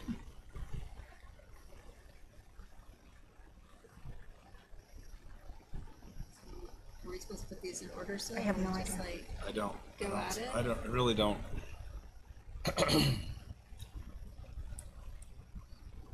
I'm not seeing where it helps for us to put them in order if we're kind of put them in order. This is just my spreadsheet, like, I know it There are is, no- but for us to say, well, this 1 and 2 is really, really important, Josh, get on it. And he's down here with 3 of them. Almost down. He's drafted the food truck, got these started, and for us to say, pull off those and do these, doesn't sound like it's prudent to me. well, does the commission have priorities that they would be Well, willing? that's what we all. That's what I'm saying. Are there priorities on here that are the ones coded as not started or FY 2026 that they would be open to us going out for a third party like we will have to for the sign code? I think we've got 2 major problems, and I don't know about the commercial one, design standards, but 2 of them that, and it's not a storage container. I think that's down I at have the no bottom. idea what that costs. I don't either. But my big thing is food trucks and the short-term rentals, because we're having still a problem with short-term rentals. But yet the attorney's office has already taken care of that, and they're working on that, so that one will be soon, I would hope. It's whenever the survey, I don't know what the survey timeframe is, but that was something that Yeah. the commission wanted before we move forward with adopting anything. So, I mean, as far as I'm concerned, we ought to probably put that food truck up there, because that does affect us. It is one of the top on my list. Would you like me to get an estimate for 1, 2, and Sure. 6? Yeah, that'd Okay. be great. And 12, Let's draft it. or no, so which ones did you Sorry, say? 1, 2, and what? 1, 2, and 6. How about 4? Does 6 include 12? Well, number 12 is the resident Sure. request. So they've already submitted the language. I have a follow-up meeting with the applicant on Thursday. We're going to finalize the text, where to put it. And then I've talked to them about having the planning commission meeting in September. So Okay. All right.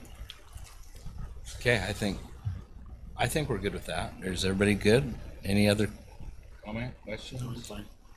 I would love to Review at the maybe end of the year. review this maybe on a quarterly basis or something, just our running list, and say, hey, are we making progress? Is there something that's needs This to is be nice. moved around? Or do you that might be an opportunity for you to say, look, guys, I really need some help to make this happen. I don't know. Good. Can I have we- no problem Can we presenting on a quarterly sync basis. that at the same time as the code enforcement update? When's your next one? We were planning on September. September? Okay, And that's for which? Code enforcement, I'd like them to give you a report every 3 months. Okay. well, I'll get back to you when I get an estimate. I'll of course get with Josh, because I'm assuming he'll know who to get an estimate from. All right, thanks, Kate. Okay. Josh. Thank you. Okay, we're at our 7 o'clock recess. It's only been 2 hours. Be here in 5 minutes. We didn't have to vote on that, did we? So it's decision, so no?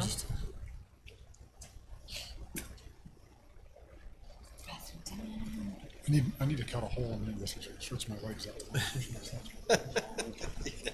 Can I put a, can I get a sawzall? A little bit, you can just kick your feet through it. Right, there you go.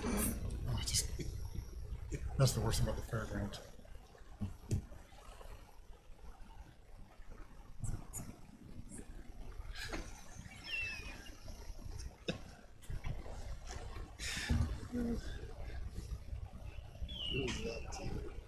Jeremy? Jeremy Archibald. So, on your view shed, Vaughn, What? you said one, Sorry. the view shed. I'm deaf on it, so Oh, that's right. that's why I can't hear anything. The view shed is, do you like this? You're fine. You're fine. It's such a cluster because it sets a standard for everyone going forward, but what are we gonna do, just code everyone else who's non-conforming?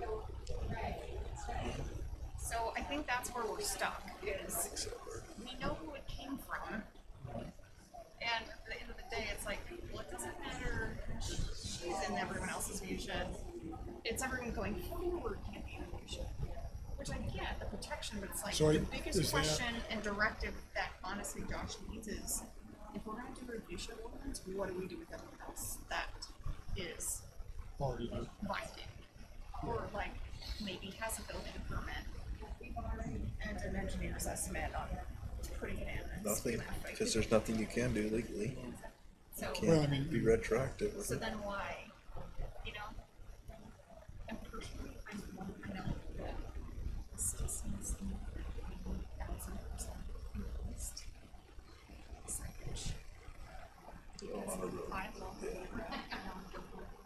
I do too. And I, Yeah. I Well, they agree. brought that up, and I was thinking, they wanted Wildcat storage, there's a sign on the back of the building, and I'm like, so is this what we're talking about, or? No, they're talking about Billboards. we get Which I clarification. agree I know 100%. your, Is there anything to suck on? your big, yeah, Skittles? I have it in my house. Your Starburst. figurines have not come in yet. Oh, Butterscotch or Ranchers, Jolly Ranchers? Either. Cinnamon if you got it. I do. Okay. Either anything good. I won't be I won't be choosy. Maybe that's why I'm thinking. It's the review shed, ridgeline Yeah. protection. Because it's like, you know, I don't want to see a house on every freaking hilltop, but that's what we want to do. But that would be ridgeline, probably not. And that's where I view shed. wasn't sure, is like, is that view shed or is it ridge line? I would probably make that a ridgeline protection. I think The problem with view shed is that anything should be a view shed. anything could be ridge shed. Is that because our buddy down here that has built a shed right across the street? Because I mean, that would be the view shed. Where, and I'm more concerned about ridge line Yeah, than not. exactly. Because like, I mean, down here, they were showing me, I'm kind of where we're, like on that Oh, the southeast one corner. that was sitting right there. And people can, you guys can't build anything there. And I'm like, you just show me. You just kind of trying, like, well, if he builds something there, that's, then we gonna see the map. And I'm like, you bought this freaking airport. Like, what did you think was gonna go there? Yeah. And she's like, One of the I'm new like, chairs if is someone missing. wants to lease it, And I went to every airport office, related, to all my pranksters, we'll lease it. there's my chair. Well, can I It was lease it? I'm like, you have an full-time. airplane? I didn't No, notice it's it, gonna but be she like had that. hidden No, it you with like can't. decorative ornaments. I'm like, sorry to burst your bubble, dude. They're like, well, as She soon was as the it goes, last we're gonna have to person I move. I'm was like, seeing. that's your choice. Okay. But it's an airport. Yeah. And you're gonna have airport things. And if you really want to control the neighbor's property, you buy it. By the neighbor's property. I mean, now we have code that limits what they can do, but You're not going to have a 10-story building there. right. But and I guess that's my thing is the code, like ridge line, not view shed. 'Cause that's my thing. Is like Maybe that's changing.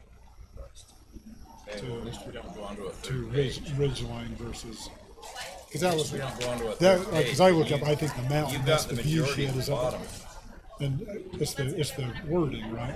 So somebody could say, well, the view shed is set the guy across the street from you to build something. Right. Where ridge line is very specific. Like you can't build above the ridge line. You know. Okay, we're gonna get going again. I'm punting this one to Attorney Honorable Garrett Smith, It was 8 minutes. ATO. Attorney at law, AAL, Esquire. Like that. No, Esquire's the English, so we just say JD for JD, the Juris Juris Doctor. Doctorate. Juris Doctor, yeah. Sorry. Okay. F8. So Okay. on this one, this has come a few times. There were just some clarifications to be made on making sure we're not violating any search seizure type provisions and making sure we were on board with Brett as the Public Works Director to make sure they have the licensing to do anything that is outlined. So I'm going to go through. Oh, we have the red line on the screen. Perfect. So I know, right? in the packet, yeah, it was the clean version. So this is good. I wanted to clarify the first change, section 2, and going down.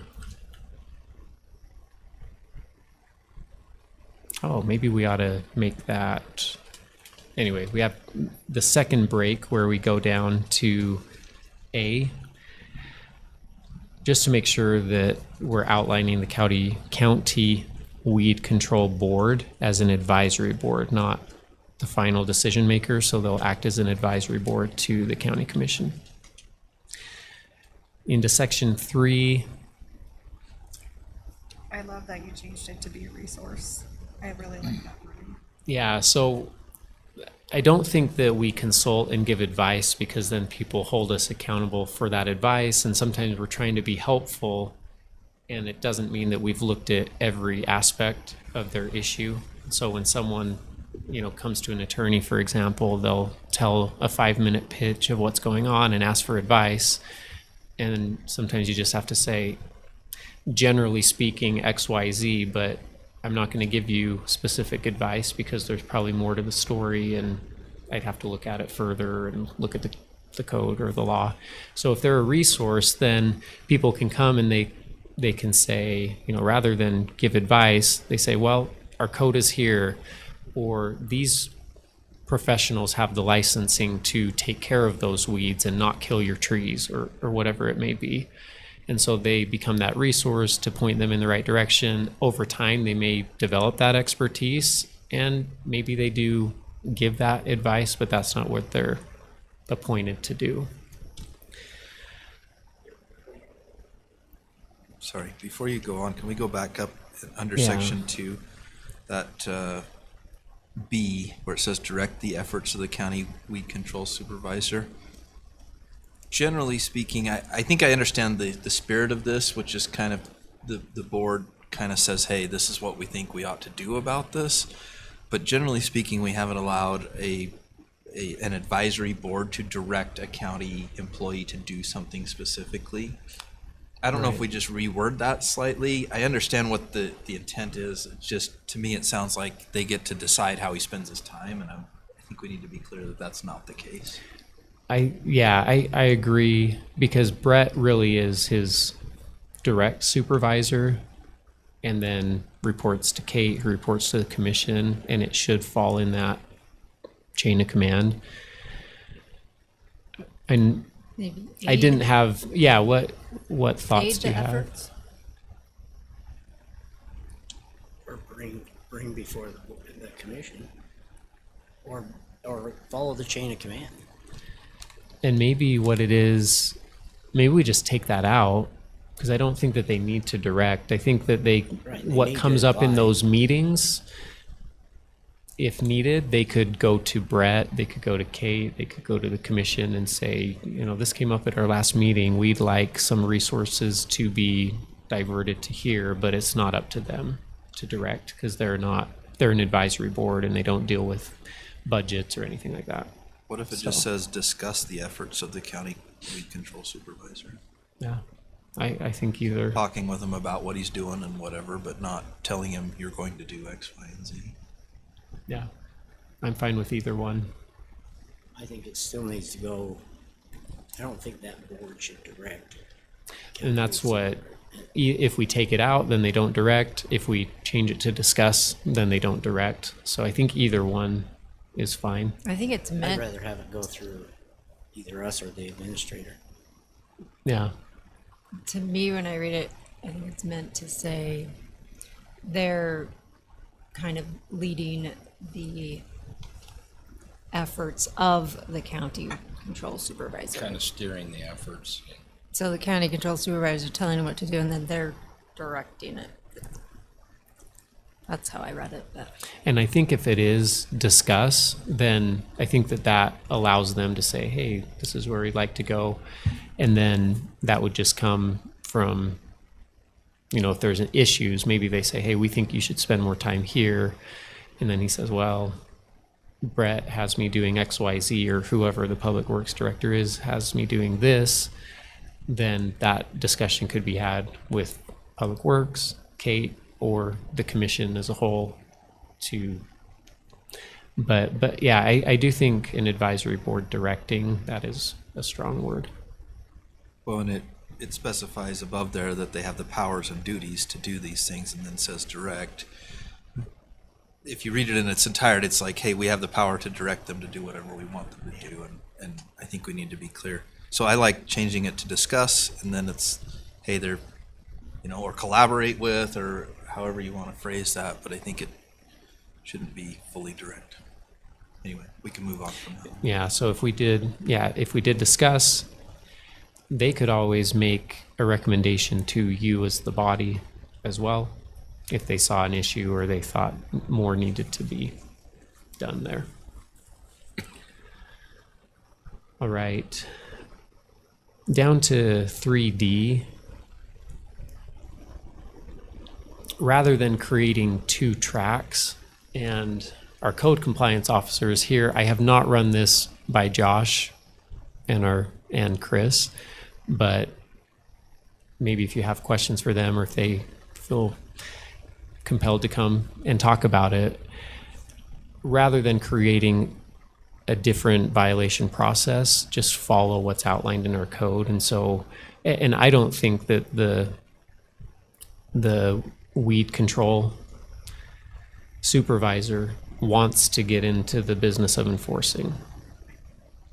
We have a process for that. We have a really, you know, someone who understands that and works with my office often on how are we going to do this and encourage people so that we don't have to go through enforcement.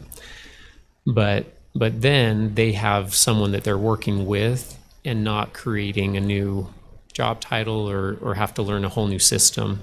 We just refer it to the system that's already in place. So that was the idea I had there. And then in talking to Brett, there are restricted chemicals and different state required licenses. And all that Brett and his department have are for right of way. That's the only licenses that they have. And there's, I don't know if it's happened in our jurisdiction, but in other jurisdictions where people have gone to try to be helpful and maybe killed trees, or at least were accused of killing trees. I think unless we have someone who is qualified and has those licenses, we don't want to go beyond what we're approved for. So that's the reason for that additional language. And specifically, it needs to be hired out to a qualified and licensed contractor to go beyond the right of way. Section 4, once again, turning the compliance over so that the board doesn't have control over it or doesn't have to step into that role. There will be perhaps more turnover and also less professional training on the compliance, and so it just goes right to our professional that can handle that. And then the notices will just be under Morgan County Code, so that, let's say that a resident has a weed control issue and they're trying to figure out, okay, what are my rights, rather than having two paths that confuses them and maybe they miss a deadline because they're looking at one portion of the code. It's all in one so that everyone's on the same page. So that was the idea of those changes. Same thing with section 5 business days. That's very quick and very restrictive on the landowner.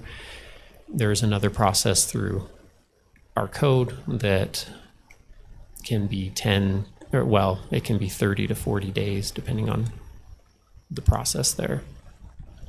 So under that one, go I ahead, w- Josh. Let me just add, it can be longer than that too if the property owner feels that it'll take them X amount of time and they're willing to work with us. We do grant additional time above and beyond.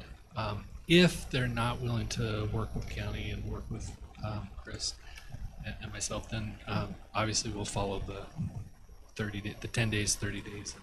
So, It's discretionary, so it gives the county a deadline if they need to enforce, but there's also so case by question case I have on discretion. This is been declared a nuisance by the board.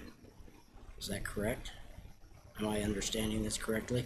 And where are you reading? Just Just section 4. I haven't, I mean, it says here, if the county code compliance officer determines that a particular property requires prompt and definite attention to prevent or control noxious weeds, then the code enforcement officer shall serve the owner or person in possession of the property a notice. What I'm saying is who prompts that nuisance? And who then is the one that goes and tells the the enforcement officer who is to do that? Should that come before Kate, come before Mike, come before Garrett, come it'll- before you? so It'll it come was because- saying the board, but I changed it to be the code compliance, but up It'll come above it through- says that the code compliance officer works with the weed board supervisor or the weed control supervisor. So most things will actually come through Joel, at least right now, as long as he holds that position of the weed control supervisor. But Joel, so that he doesn't have to learn a whole new skill set and function under a different channel, he'll work with Chris so that they can do it together, and Chris does this already and knows the process and can be a support that way. I didn't want the board to be the ones declaring nuisances because I don't know that there's any requirements of expertise of knowing what's nuisance or not, or any training for someone to be on that board. It's just people in the community that care about controlling those noxious weeds. They're going to be on there. They're going to be talking about it. They're making recommendations to this body, We also but they're not receive- serving notice on anyone. Right, but we also have a complaint forum, so neighbors can file a complaint. Plus, when our inspectors, Chris and Dustin, are out doing their inspections, they're out in the community, so they can see things as well. So there's multiple ways that those can come in. I'm just not seeing. If you come onto my property, not that I have a weed that's there, I got plenty of weeds, but not, a weed is what you determine is in the improper place. An alfalfa is a weed. It just depends on where it's at. But the So, noxious weeds are limited weeds to are the the ones by the state. state. But what I'm saying is I'm worried about it's going on to private property and enforcing this on them if they've got a different plan in place. And that's why we've changed it, because the old one that came initially said that we can just go in without permission. Now we've added with written permission. We've added those things to take away That the very overt government force provisions that were in there before, of just going in, abating it, sending them a bill. We're not doing that anymore. That's in section 5, where we talk about after the time that's been outlined in the notice, right? It says the county may, with written permission, hire qualified licensed contractor to enter the property. We have to have a written permission before we do that. We're not just going into anyone's property. I think section 6 probably would put that concern at ease to Commissioner Fackrell, in that if a landowner disagrees with the designation or the designation of nuisance. it, they can appeal that to the weed control board, and if they don't like what the weed control board says, they can appeal it to the county commission as well. So it gives them options, so it's not like, you know, the weed supervisor's gonna have all power to go out and say, I don't like where that dandelion is, and you need to do something about it. And even if they don't like what the commission says, they can take it to a court of competent jurisdiction. So we still have that same process of making it all the way after administrative appeals to the judiciary. So there is that check and balance.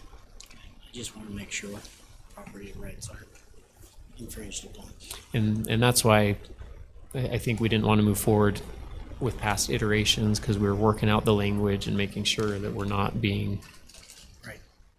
overly imposing. Okay, under section 5B, and you've got it throughout the whole document. I would like us to get away from registered mail and have it signature or delivery confirmation or signature confirmation. For one, it costs the county, or costs us a bunch more to do a registered piece of mail versus a delivery confirmation or signature confirmation. I would request we don't do that. We have been sending out registered mail, certified mail for every single code compliance letter that we've been sending out since I've been here. There's nothing that prohibits that property owner from saying, I'm not signing it. They don't sign it, then it gets turned back and we get an empty return. So Well, that's why a delivery confirmation would be a lot better, because then they can deliver it. They have to show, because whenever I delivered a delivery confirmation, I had to put in there where it was delivered to. I would prefer instead, if the certified mail or registered mail is returned unsigned, that we then have the sheriff hand deliver it. It's just the cost is what I'm looking at. But then we know it's been delivered to the right person. The other way is it too. Yeah. I mean, I'm just coming from a postal area where I did that, and I saw the changes that happened in the post office because the cost was so high for a registered piece of mail. And I mean, you guys don't see it as much as I did, but I saw that cost, and it was more than double for a registered piece of mail. So I'm just saying, delivery confirmation is a lot cheaper way, and it does prove where you delivered it to. Signature confirmation, yeah, you're right. They may What are not we sign actually it. spending on this? I mean, what's the postage cost if it's registered mail? A certified letter, Certified's less than $6.78. registered. yeah, it's not much more, but then when it comes back and it's not signed, I just give it to the sheriff and they deliver it while they're out. Yeah. Well, and you could do the same thing on either way. Of course, our post office isn't that great anymore. I wasn't gonna say that. Publicly, I'll say that. Things have changed over time, and I'm just telling you, it's not as good as what it used to be. That's the post office. So speaking of the post office, I've got something for you to handle. Okay. I'll talk to you about it later. Yeah, I'd be glad to talk to They, you about they it. wouldn't mail the know. fair mailers to Croydon because we didn't have more than 200 households. Oh, So nobody in Croydon got those, even though we were gonna pay them to send them. And they stopped and Why? delivered mail anyway. That's what they told the We, printer. we can talk about it later. Anyway, sorry. I didn't even I mean, get one totally in Mountain tan- I Green. agree with you. You didn't get yours either? I got mine. That's interesting too, because Those we are paid the- for every household to receive them. I was And watching seeing if for it's it. every household, they have to do it. So anyway, we can Anyhow, talk we about got it off later. subject. Can I add to that?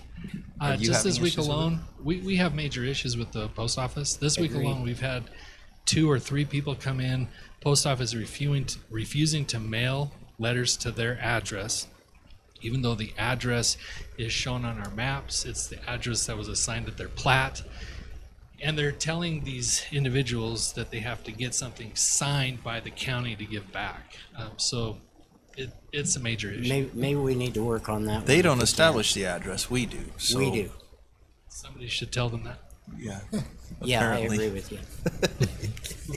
That's why I say things have changed over time. We went on a little tangent there, Garrett. Let's wrap this up. Wished you had So- told me. The penalty changed from a B to a C, just it's less. I had a question about 5D. 5 Delta? Yep. Sorry, I'm Delta. slow. Now, I live in a subdivision, so noxious weeds, The A or Is five, it, is it AD or BD? we've got AB. is all five we got. AD. Okay. Okay, thank you. So I'm not dealing with the noxious weeds as other people might be.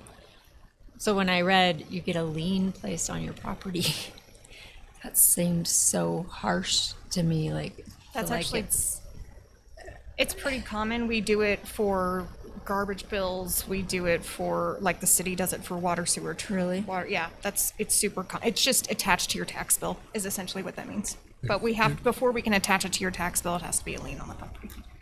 It's just, so if they sell their they're house, they have to hold settle up. responsible. Yeah, right. If you get a parking ticket at one of the universities, they'll take it from your taxes before you get your taxes back. I didn't know that. Oh, really? I had to go pay my parking ticket. Oh, So,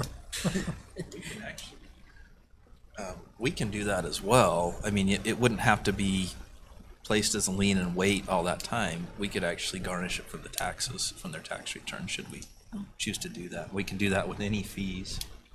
It's a state Yeah. code. We haven't done it because I don't know that we have enough outstanding that it justifies the time and effort, but it could be done should we desire to.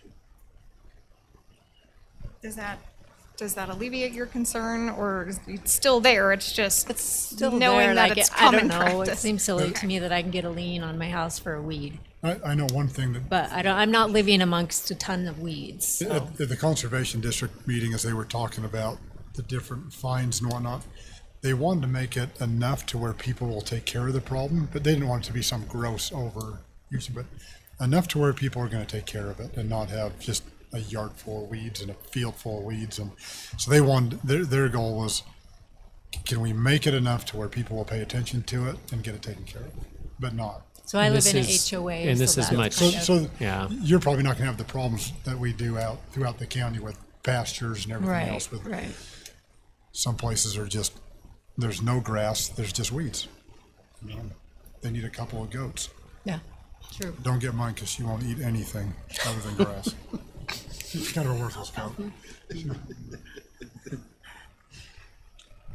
Okay, are we done discussing? So Garrett? I think that's all that I had to point out. I don't know if there's any There other was some Did you other do points. 5A? discussion or changes. Applied our license contract, and I just Yeah. space cadetted Yeah, that. Okay. yeah.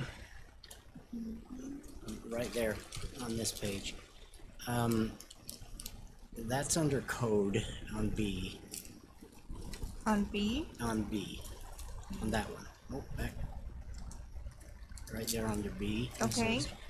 And I'm just wondering if, I mean, we're appointing Von Nickerson, because that's A, but what we ought to be saying instead of Von Nickerson, what happens if Von Nickerson doesn't want to do this it portfolio says it next right year? in the sentence above it. All changes to board members going forward shall be made by county resolution. It's just so I didn't have to write an ordinance and then the next meeting write a resolution. Okay.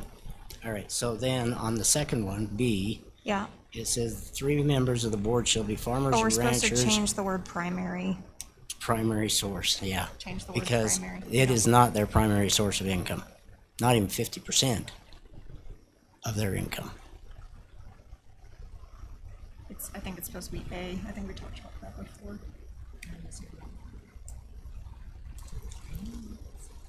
Yeah, because I know all 3 of them are not primary source of income.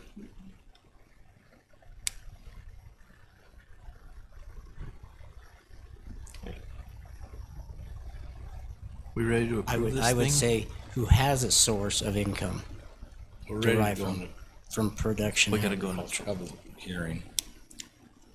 Mr. Chair, I move that we adjourn the public meeting and convene a public hearing for item number 8, ordinance CO 25-05, the county noxious weed ordinance. Have a motion by Commissioner Newton, a second by Commissioner Nickerson. All in favor? Aye. Any opposed? Okay, we're now in public hearing. Does anybody want to come and speak to this subject of noxious weeds? Everyone's looking at you, Cindy. Okay, seeing none. Oh, you want to go? my big concern, and I just asked him, is the railroad. Because the railroad is probably the biggest user of this entire thing. They spread it, they don't do anything about it. And I'm not saying that this is gonna affect that, I just can, I mean, how you gonna lean the railroad? I'm very good at Or that. not? Easy. I mean, I'm not against any of this. I don't know how you're gonna get these guys out on range and stuff, but it's something that we talk about. I mean, most of the guys that have range are taking care of it anyways, but, I don't, that's my only concern, and that's always the concern, because they don't take, and they're probably the biggest problem. They spread more of it than anybody else.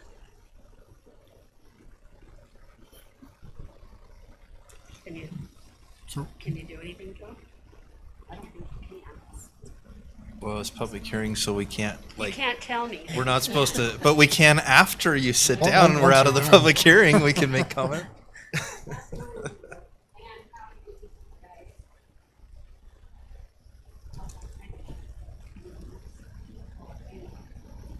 They'd love to go on a horse and go up there. Yeah, that'd be great. Mr. Chair, I move that we adjourn the public hearing and reconvene the public meeting. Second. Motion by Commissioner Newton, a second by Commissioner Fackrell. All in favor? Aye. Aye. Chair request to respond to Okay. the statement. So I am working with the railroad. Of course, they're extremely hard to get a hold of, but we're working on them on several items and like trail and the noxious weeds on, I've worked with them in other counties on getting them, they actually pay us to spray for them. So that is in the works. So, and that has come up in the conservation district meetings, that usually the railroads just like tell us what it costs and Yeah. they'll just pay you to do it. So it's, You gotta stay on them, you gotta nag. I think that's the other reason to have an ordinance, because it's hard to go to them and say, hey, you need to take care of this, if we can't point to an ordinance and say, this is what we're asking everyone in the county to do. We're trying to be fair with everyone. So I think it's good to have an ordinance that specifies that. And in terms of getting people everywhere, you won't, right? But I think in theory, if a neighboring landowner has a concern about noxious weeds, they're probably going to be able to lead you there and point you to it and say, hey, Bob over the fence has a big problem with thistle and I'm concerned about it, right? Or whatever that may be, whatever the weed may be. Dyer's Wool is probably the bigger problem. Okay, Mr. Chair, I move that we approve ordinance CO 25-05 with the updates made in this evening's meeting. Can I request that I recodify it under 33.085, since it is an ordinance, and I'll just stick it in the code there. 33.085 at SEC. Motion still stands. I'll second. You've got 3 seconds. you can second, go ahead. You can have it. Okay, I have a motion by Commissioner Newton, a second by Commissioner Blocker. We'll give it to her. All in favor? Aye. Aye. Any opposed? Okay, Garrett? So this is one that I forwarded an email after the last meeting when we were having a discussion, and I just didn't remember that Janet had done some of this research before. And so if we scroll down to the email that Janet had sent me,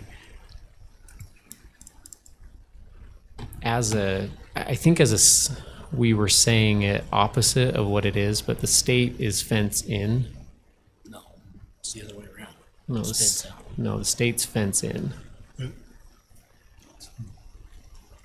So, yeah, the state's fence in, but I think we kept saying it was fence out, and so we wanted to just correct that and say it's fence in. But Commissioner Fackrell did bring up a point about developments and requirements of developers, and so that's the 155.425. That's the next page down, and it says that under B, new non-agricultural development immediately adjacent to an existing agricultural area shall not be approved unless the developer and or subsequent owners of the property within the development install an agricultural fence along the property line between the two properties and assume the responsibility for all costs, including labor, materials, and perpetual maintenance. All non-agricultural development that borders agricultural areas shall be subject to the following fencing requirements, in addition to the agriculture fence. So they do the agriculture fence and then they're subject to the requirements that follow. So there is, in those circumstances, it's not putting the burden on the historic agriculture. It's putting it on the developer coming in to fence out. Even though it doesn't use the term fence out, which is why I couldn't find it at the last meeting when I was searching our code for fence out. In your legal opinion, is this clear or do we need to change some wording? I think that at least, well, Josh, do you look at that in your reviews and how do you interpret that? So in my review of the code, it's talking about agriculture protection zones or areas that have been designated for agriculture through the process with the state. We don't have any of those.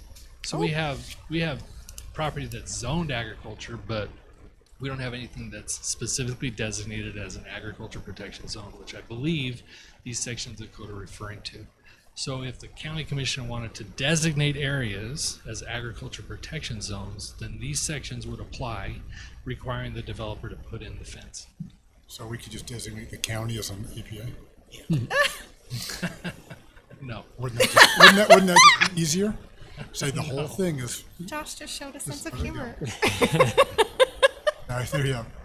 So why, I mean, you could say like all A20 zoning and greater is agricultural protection area, right? Because there's a lot of people that don't even know A20, about MU the 160, agricultural all that. protection zones. And I've shared it with quite a few people and they're just like, I'm gonna look into that. Because I'm like, it really protects you. And plus there's a mining, a gravel pit protection in there as well. And so, as I've talked to different gravel pit owners, I'm like, you might want to consider this. Yeah, if the property owners were to go and follow the state requirements to designate it or however that process occurs, and we then would have agriculture protection zones, in that case, developers that are developing adjacent to it would be required to put up a fence. Well, I We mean, require you could say WPR if it was in Greenbelt too, you could do that. What's that? We required Wasatch Peaks to do agricultural. that. To put up a fence? Yeah. to No, we fence didn't out. require them. They, whatever fencing they're putting up is because they're a private resort, and they're fencing out the people they don't want. They're fencing out the people, not the animals. The animals have tracks. so what about the open range statute? Are we, Yep, what about it? can we make our county an open range? Well, so the state law, if you look at the bottom of the email, it talks about, owner liability for trespassive animals. They have different exceptions. And then you see at the bottom, Janet highlighted open range statute with an exclamation as well. Right. So we still have that. And we default to the state unless we adopt an ordinance otherwise. So we are fence in unless we adopt something that requires a fence out. Still think we need to go with fence out. If you don't want my animal in there, sure, I'm gonna do everything I can to keep my animals in my property, because I don't wanna lose them. But I can see some of the big ranges that might be between, they might have 2 or 3 owners, and, they're gonna be, animals wanna go where they wanna go. They wanna go wherever the feed is. If it's down on the, it's the same as a deer. They're gonna go where they wanna go. So, what's wrong with us being an open range state, open range county?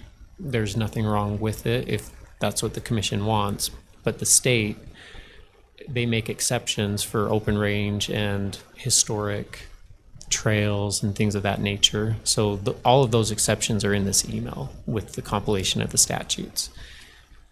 But unless the county makes some other ordinance, then it will default to the state laws. And so if we scroll up, Kate, when you get back, just scroll up a little bit to where it says state laws. And then there's that first highlighted there. It says the owner of any, and then it goes through the list, except in cases where the premises are not enclosed by a lawful fence in a county or municipality that has adopted a fence ordinance. So that's where the state is saying, this is what applies, except where counties have adopted their own fence ordinance. And then you go down and it talks about notwithstanding subsections 1 and 2, the owner, and then it goes through the list that trespasses upon the premises of another person is not liable in a civil action to the owner or occupant of the premise for damage inflicted by the trespass if the animal enters the premises from a historic livestock trail and the premises that was trespassed is not enclosed by an adequate fence at the time of the trespass occurs, but it's referring back to a county that has adopted a fence ordinance. So is this state statute or county? This one's state statute, Okay. and it's referencing that counties may adopt fence ordinances, and if they don't, then this is the liability that you have. So you keep saying Utah's a fenced-in state, but in all my research it fenced says fence out. Code, if you'd like to read it. I have the code. Do you have the but code? Uh-huh. Read it. especially in the context of open range areas. You can read it. So, yeah, what code do you have? So I've got Utah Code 4-25-205 is saying that is a, sorry, I grabbed the wrong one. Sorry, I've got a bunch of them here. That's back to the airport. I believe that's it. Talks about how Utah's it's fenced in. But it says counties may elect fence out, hybrid amount. You can do fence out, fence in, or you, So fence in what area? Open range or non? well, as I'm reading the open range, all that not- all that talks about is hitting vehicles. It has nothing to do property with damage to walking vehicles is to all. vehicles. It's It has nothing to do fence with- out in open range, but then Well, it's we're- fence we're in fence in. residential. Well, from what I read, is Utah is a fence-in state, but the counties have the authority to do fence out, fence in, revert to the state, or do a hybrid of either. And so, but if we don't have an ordinance, it reverts to the state, which is fence in. And That's what I'm Janet, reading. at the beginning of the email that I forwarded, she says that. She says people need to fence in their animals in Morgan County or they are liable for damages. This is backed up by state law. Now, as far as liability for hitting a prize bull on the highway, it's the same as Montana. If the bull is on open range, it's presumed to be the driver's fault. So that's where there's a distinction from the state. Like, it's an exception to the fence in for the open range, where it's presumed to be the driver's fault, even though they didn't fence in their animal. So I think that's what you're asking. Well, I thought it was fence out. Well, on the open range, it just shifts the liability to the driver rather than to the owner of the livestock. If we're in open range, which we are not. Yeah. we have it Right. designated. If not an open range, the livestock owner needs to fence in animals. So we don't even have an open range code within our county right now. Correct. But if we were to designate an open range, then that way people that, I mean, like I said, animals are gonna go where they wanna go. I don't care what size of fence, what kind of fence you have, they're gonna go where they wanna go. Especially if you don't feed them right or something like that. But if they're gonna go and a person coming up the road hits one, I'm liable under our current policy. I'm liable for that, not just the animal, but the damage to that car. Where, in my opinion, it's just my opinion, I think that the driver needs to be more aware of all that, because even under the state, and I don't know where it's at, but this is what a highway patrolman told me once, is if you hit a deer on the highway, you hit a deer, elk, whatever kind of animal it is, you are responsible for that animal and you have to pay damage. And I mean, so if that's the case, then we ought to have the same law here within for livestock, is to where we have that if you as a driver are going so fast that you don't see an animal, and I agree, there's times when an animal will come out from the side and hit you. That's different than if it comes in front of you and you didn't stop. And I'm just, Or if you're going 65, 70 miles an hour, I mean, you can't necessarily stop in time. but you're still liable if the state wanted to, they could actually impose a fine against you for a deer, $750, at least that's what it was a few years ago. Versus, and if you hit an elk, it's even more. So you don't want to report it. You just want to move on, because they'll fine you for that. And so that's a question. If we're going to have an open, I would like to see us have an open range status within the county. And if you want to keep the fence in, fine. But I don't like it. And there's a lot of things I don't like, but that doesn't matter.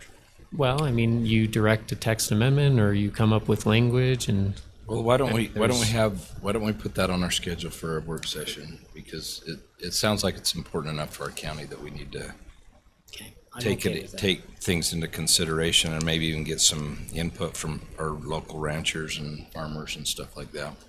Got it. Okay. Thank you. Ready for 10? F10, Okay. So I pseudo messed up, and the one that Blaine was asking to attend, if I can get back to page 2, There's two of them is actually like what, next week? This next week. Yeah.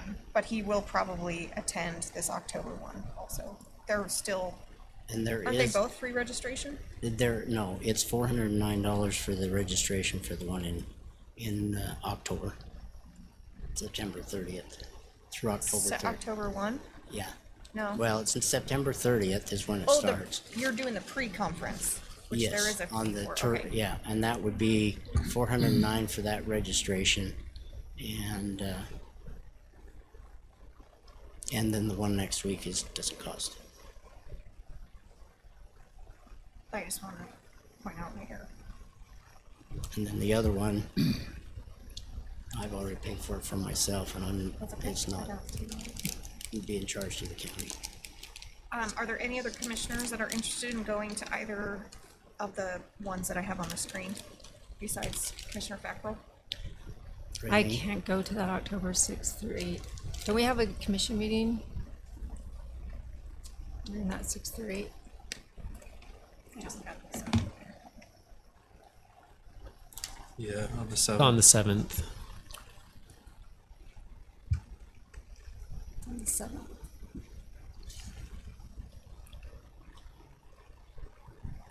But I would like to go to the Utah Bicycle Summit on August 14th at UU. I think you'll have to send that to me and I Okay, can, oh wait, it's gonna be Is there a past the charge? date. 125. 125, yeah. That's a good one for her to attend.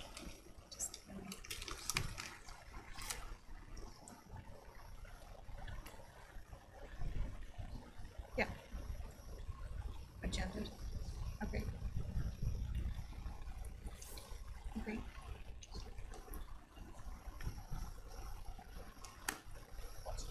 Okay, because I think that's what we did with, the one Blaine wanted to go to, is we actually discussed it when we discussed UAC.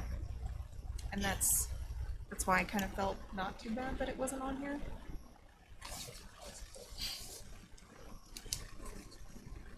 But it still needs, I thought it still needed to be a quorum vote by the commission to allow them to go.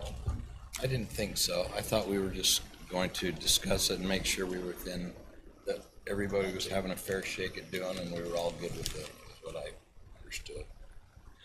I'm just not sure that it has to be a quorum vote as an action item, right? So like when we bring commissioner comments, sometimes we'll be talking about a text amendment and we take a vote just to say, hey, do we want to direct staff to do that? But it's not an action item where we're designating funds necessarily because you already have a budget for the training. Right, but that's the exact opposite of what I was told a month ago. That's why I'm just trying to keep current with what I'm Okay. supposed to put on this stupid agenda. All right, I'll review the policy and see if we can figure that out. Okay, Because so I have- otherwise, yeah, Commissioner Fackrell going to October 1, well, September 30, and yes, there is a registration fee. And you're going to One Utah Summit, October 6 through 8. And Commissioner Blocker, what are you going to? It's the Utah Bicycle Summit, August 14th at UVU. The registration is $125. August 14th. at UVU. Okay. Any issues with me paying for any of that? Okay. Okay, 11 is, okay, so I was talking, we talked about it or brought it up last commission meeting. And then, I had further discussions with Commissioner Nickerson about our food bank. The financials are kind of hard to follow because we weren't on Cassell that whole time. So I have the data, but I don't have the backup documentation unless I want to dig in the files, which I'm not that vested. So in 2007, we were paying the staff as an employee. As far as the county, I cannot show where the county itself committed any funding except for a budget adjustment in, We were still paying staff when I got here. Yeah, we were Right. still paying staff then. yes. However, you guys were also receiving a boatload of donations. Right. And so I can't find in the old 2007 records, I can't find where we budgeted county GR money. We didn't until, I know when we started, we budgeted that within ours, budget, which was in 2021, the 2021 session. But it was a season. contract, Yeah, it was. not a contract. paid employee. Right, Right, after 2007, 2008. because in 2008, they parted ways. And then in the last couple of years, 2017 through 2021, it was, all of this is donations. None of it is county money except for one payment, which was a budget payment. I don't know if that was for that freezer. But obviously they had our bank card. They had a bank card. We were paying the bank card fees, but the revenue from the donations offset that. And they had a pretty healthy fund balance. So when it dissolved in August of 2021, we cut a check for the fund balance to Morgan Grace Fellowship of $13,836.02. That's right. That's right. So the question that Commissioner Nickerson was asking me, well, how much money were we contributing? And in the last couple of years, I can't find where the county itself was contributing anything. I do know that the original, or the last contract that the county had was $900 a month. But In 2021, in 21, no, like 7. we were paying, 2008. no, we were paying her clear in 2021 when I got here. That's correct. Julie. Yes. Yeah, But the contract was signed much earlier than that. Yeah, it was signed much. I'm just saying we were paying her. We were paying her. Where? I don't think it was But it coming out was of this under at all. contract. Oh, okay, must have been coming, well. I think so it was this coming a from our special- general Oh, fund. okay, maybe she was being paid for out of general fund because she was not getting paid for out of, the food pantry had its own fund up until 2021. We were paying for the operator out of the general fund. So that's what Okay, I was saying. So that's we were what we were paying for. contributing was her Correct. salary. Our contribution was Okay. her salary. Okay, I'll have to pull that. So the question still stands, and this is what was brought up in last meeting, is for us getting ready to prep the budget for FY '26. It sounds like there is a concerted effort by the county commission that they want to add funding or ongoing funding or one-time funding or quarterly funding or monthly funding to the food pantry in some capacity. Is that correct? So what data do you need for me to make that educated decision? It sounds like I need to find out how much we were paying in salary. I can tell you what it was. Okay. Around $11,000, and I'm just gonna say 11,000, that's what it was Yeah, in about 2020. 900 It was a month. 900 a month. Yeah. So, This is the first I'm hearing about this. Was there a Yeah, discussion you about weren't that? here last time. There's that one you were gone. It was just, we had the conversation and then I've had some community members call me about it and just, you know, what can we do? And Katie can probably Yes. tell you the most because she sits in the board meeting on WPR funds there, and they're donating. yeah, and- they're going to there. I just wanted to make sure it didn't just kind of, I felt that the four of us as we spoke was, we wanted to figure something to do. We felt that it was, I thought it seemed like it was something we should look into. What can we do to help the people in our community that really need it? And I remember the discussions, we used to pay, and that's when I talked to Kate, it's like, let's find out where we were at so we can discuss I it. think they're where we serving wanna be. 200 people. Yeah. Wow, I think it's more I'd say- than that. that's a lot. I've heard the lines, like last week, the line was just, It's and it's a lot of our neighbors, you know. kind of And- sad. So yes, they've come to the WPR DAF, or the DAF, the Morgan DAF, and requested essentially a 5-year fund, so that, operating fund. They've gone to the city and asked if the city's contribution would be that they would comp the water, sewer, trash, electrical. So I think the county commission that had reached out to me were just wanting to make their own contribution. So I will check on that and the contract. There was also some question of, can we legally contribute? So I will have to get with Janet or Garrett on that as well. So, okay, so I have my Could it marching act orders like on that. can it work like a membership or I mean, sponsor, you can't really sponsor, but I mean, the chamber is one that we help. Well, couldn't we help with some of the things that she needs, like freezer or something like that, rather than?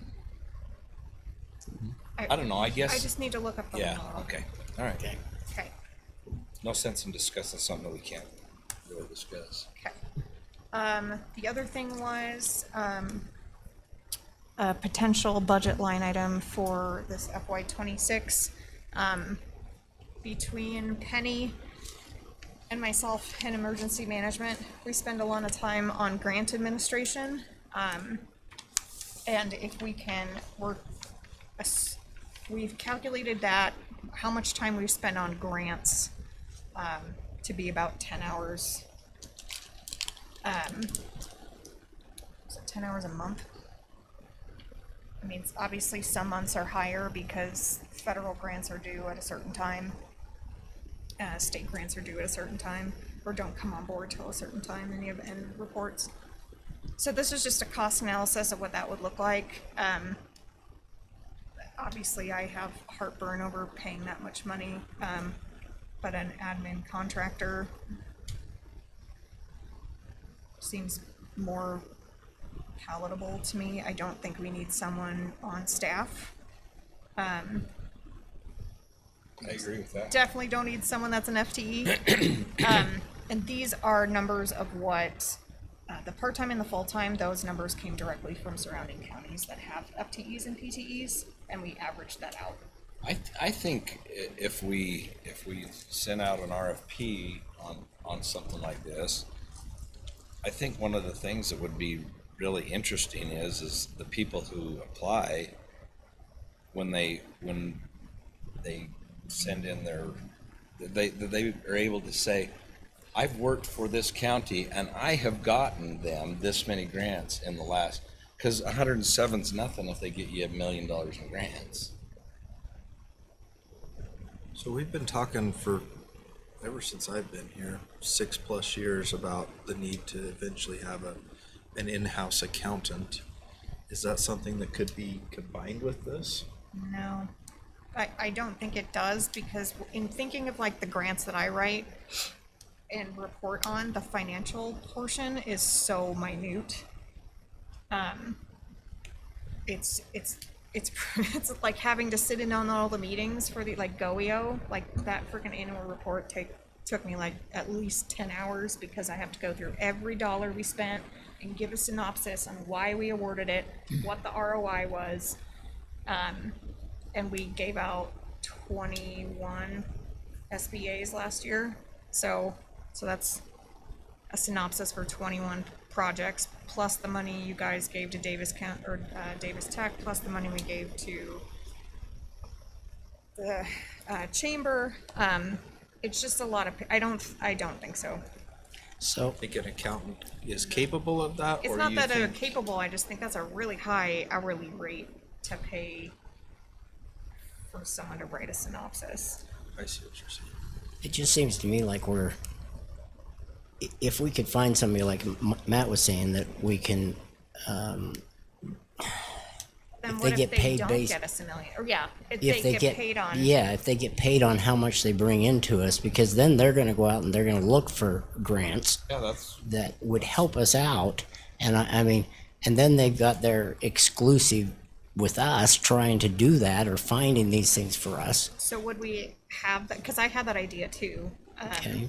But would we have it to where it's, Jeremy? Would I have it to where it's a minimum of, 10 hours a month, but also, I'd say results.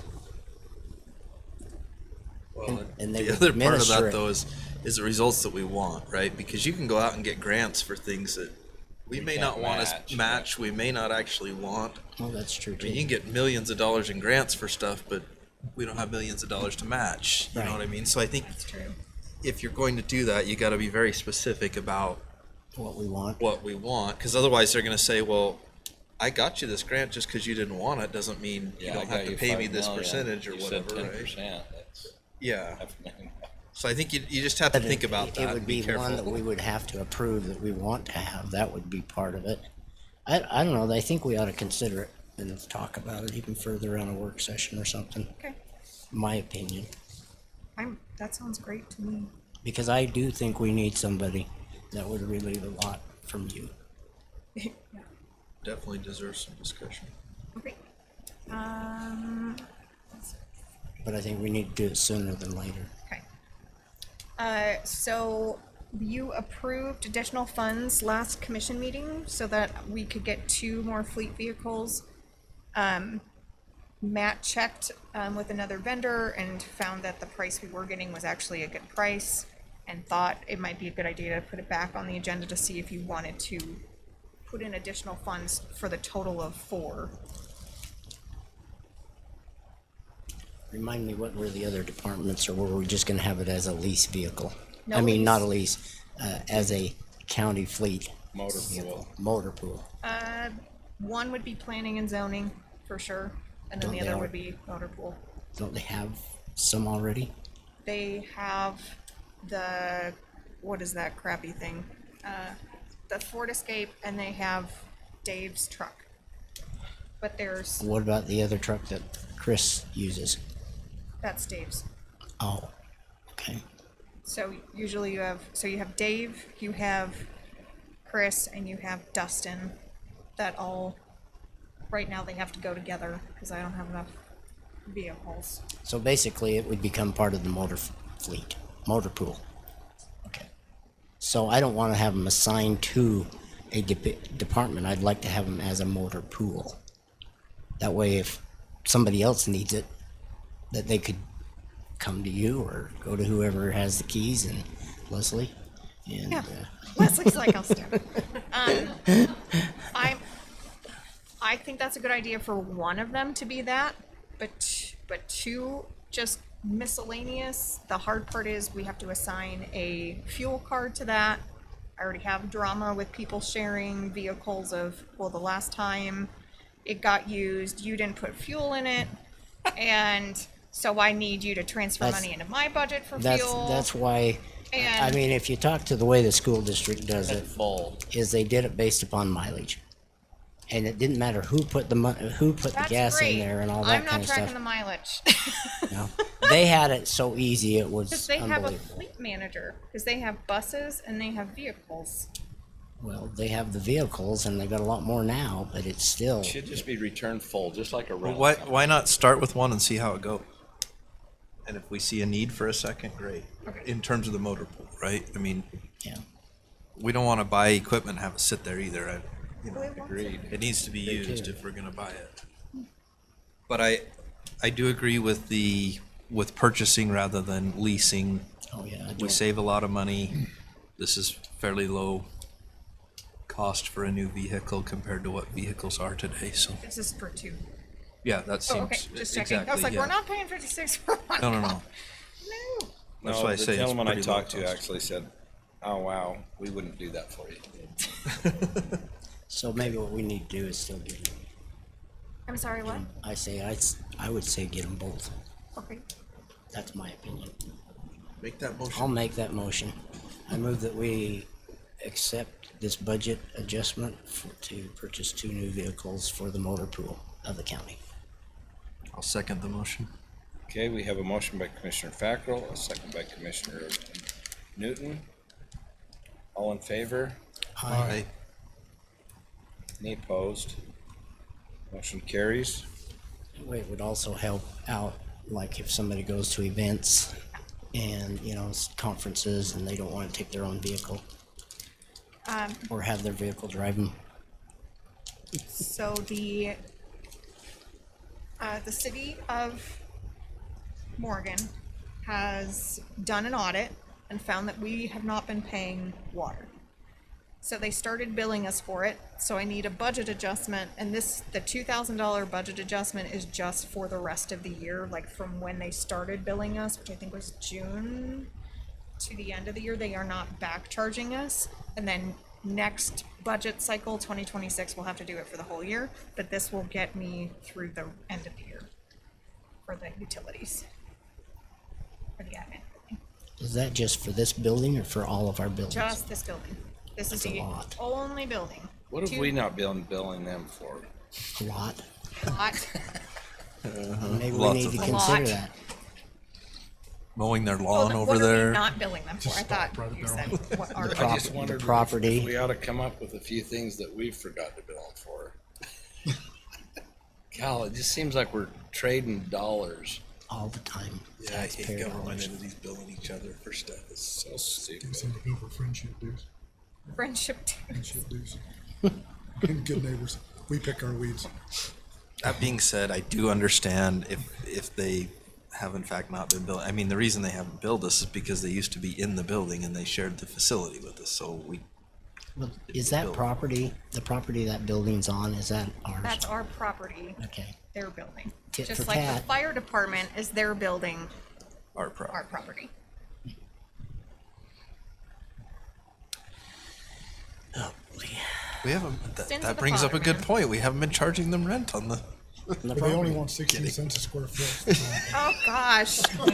Just pass my budget adjustment. Okay, I'll make a motion. Mr. Chair, I move that we approve the budget adjustment for utilities for this building to move from non-departmental to utilities.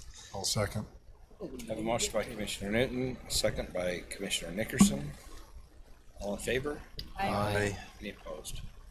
All right, last meeting, for whatever reason, they requested a presentation, not an action item, but then asked for an action, so here's the action. Do you want to do a temporary ban on long-range rifles? I have the same concern that Blaine has. I am going to go sight in my gun somewhere. And I would rather do it there than I would up in the field of Jones's. But I will go do it in the field Well, of Jeff Jones's. Jones's feel already burnt. Huh? So, I just think it's kind of a little bit crazy. can I just give you guys kind of an update of what happened in the last week over Yeah. there? So, they were supposed to, I don't know that they've started yet, but Jeff Wardell is hauling over 6,000 yards of clean fill up to the rifle range for free, like not charging us anything. We just have to place it on the berms, which will cover the rocks. Because this material, he was going to resell it. He's hauling it out of Ogden. He was like, I was going to stock it at my pit and resell it because it's that clean. And then he stocked a bunch. He's like, if you guys want it, because I'll truck it over the range for free. So my thought is to say, no, let's not do it, but let's get that. Brett and John have all been up there and we've discussed where to put it so they can start moving it, and then they'll put it on the berms to kind of build them up taller, kind of make it nice so that we have less likely chance of causing a Yeah. fire. So I don't know how long it'll take Jeff to haul 6,000 yards of material, but $65,000 worth. $65,000 worth of material. I mean, really, That's the that's, airport. you know. So Yeah, come to the It's the slap same happy amount, moment it's at the county. 6,500. I don't know how long it will take, but anyways, the material, he's gonna, that's what's happened in the last week. So I don't think, as he brings in that material, that we need to worry.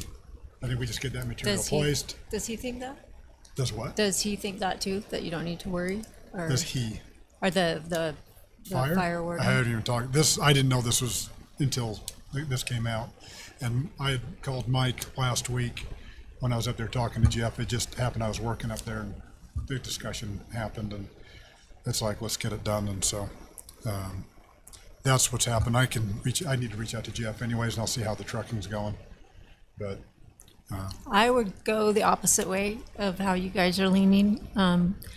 If our county fire warden recommends a moratorium, then I would support him in that. It's like Yeah, a but we're tinderbox out taking care there. of the problem, it sounds like, with Vaughn. And that's what I'm saying, is that the backstops, the ranges, the constructed dozer line will all now be fixed. So the Yeah, only if the thing fire on warden this, can go and the only, see what he thinks. right, so I would say let's get our work done and then we'll make a decision, but I mean, So don't All vote I'm on it saying now. is Yeah. people are gonna say they're guns going to out. shoot, like, I mean, I shoot off my back Do you want to porch. postpone it to next And- meeting? When do you sight in for hunting mostly? Well, my hunt's 'Cause- the end What of you're hunting. Like September. now, So right Now now, is where you're they're gonna- starting they're to going to, shoot. they're going to start. And so, but the only thing So up if you don't let there, them go over there, So where are they gonna go? the only thing that's not Migrate. Find a addressed field is to go fire in. extinguishers. And should we have some fire extinguishers? Absolutely. I think there should be some up there to help people, but they're going to go shoot. Can some more work be done up there with the dozer? They cut a fire break between the range and the homes along that berm. And so, yes, work needs to be done, but we've also got, I don't want to go into it. So. Would you like me to postpone this to next meeting? After we've talked to the fire department? I mean, I'd love to take Boyd up there and Dave and just say, okay, here's what we're doing. How do you feel about it? Yeah, that would be nice to get their professional say- opinion. then postpone it. Got it. Okay. Do I need a motion or? Motion. I move that we postpone the long-range shooting at the Morgan County Rifle Range due to fire risks until we have gone and discussed it with the department, fire department. Second the motion. Motion by Commissioner Fackrell and a second by Commissioner Newton. All in favor? Aye. Any opposed? Okay, so the next one is your multi-use field RFP. I printed the corrections out and they are at your desk. They were also in your packet along with the original, which I do have one copy of the original if anyone needs it. Please refer to these as option A and B. So I noticed on option B that the amount went down by more than half. And why would it have gone down from his high amount to this one lower? I mean, Oh, it's interesting. They both flip flopped. yeah, One went half, the other flip-flop. one doubled. Yeah, or more well, than it doubles. didn't go up. He was Yeah. down by still $60,000 from our budget. You got rid of the well, right? Commissioner Wilson pointed out the difference in acreage. Okay. Can you The tell us? area. Well, it's just one of them bid 92,000 square feet. There's not 92,000 square feet there. There's 5 acres. Okay. And if you times the 92,000 by another 3, I'm just throwing a ballpark Yeah, out there. right. You're more in the same ballpark. So in other words, this option B is not covering the full amount, or it is? It's not. It's not a valid. It's not Okay, a valid it's not a bid. valid bid, then that means we need to go with option one, A. Covering barely 2 acres, it looks like. Yeah. It's like the parking lot piece that is putting grass on. Just What? 1.8 acres, just the parking lot. What it says parking lot. Okay. I wasn't looking at this specifically. Sorry. Oh, sorry. I was like, cool. Make Mike a was looking motion. this way and I looked down and I just turned it that way. mean, the other thing I didn't like about the option B was the fact that there's still contingencies. You know, they've got a contingency for, well, you're gonna pay for this. I had it all written down. But, they had a contingency for design and engineering fees that they wanted us to pay extra. They wanted the cost of a third-party testing and inspection. They wanted us to pay for the builder's risk and property insurance. And it just goes on. And then it excluded the removing the frost and frozen materials or the snow, excludes the protection of subgrade. There's just too many things with that option B that I didn't know. I just think it's pretty cut and dry that Okay. What- it didn't. Just need it- a it motion. didn't A also fulfill includes the- a well, right? No, he does not. Or is So, it just the pump for the well? so I spoke with option A because at the last meeting, Brett, they were talking about, well, we could dig the well, we could dig it and put the pump. And so if we want to do that and Brett's gonna go dig that, like he had been talking, I says, just tell us what specifications you need. And that's why at the bottom there it says, Morgan County shall be responsible for providing the water source supplying a 4-inch line with a minimum pressure of 60 PSI at 75 gallons per minute. So if we want him to provide it, there'll be that additional cost. But again, at that last commission meeting, they were talking about, Brett's like, well, I could dig that and we can do it. So again, I said, put that in there, tell us what your specs are. We can always go back to him and say, well, we don't want to dig the well now, so we'll have you do it. So that's why that's down there and it says 0 for well. Good. I think the only thing we'll have to do, I mean, there's a lot other stuff we're gonna have to do, and that is to make sure that we get a diversion point of some sort. On the You what? river. A diversion Oh, point with the water resources or with the secondary water, whoever we get our water from. I think it's South Morgan Ditch Company is who it is. And if that's the case, then we'll need to get a diversion for our shares to, some of our shares to go to that field versus coming down into the city. So those are some things we need to look at on our own. Mr. Chair, I move that we approve the bid and award the bid for the Fairgrounds Multiple Use Field to the option A. I'll second it. Okay, I have a motion by Commissioner Newton, a second by Commissioner Blocker. All in favor? Aye. Aye. Any opposed? Motion is unanimous. We had one bid come in for the electrical.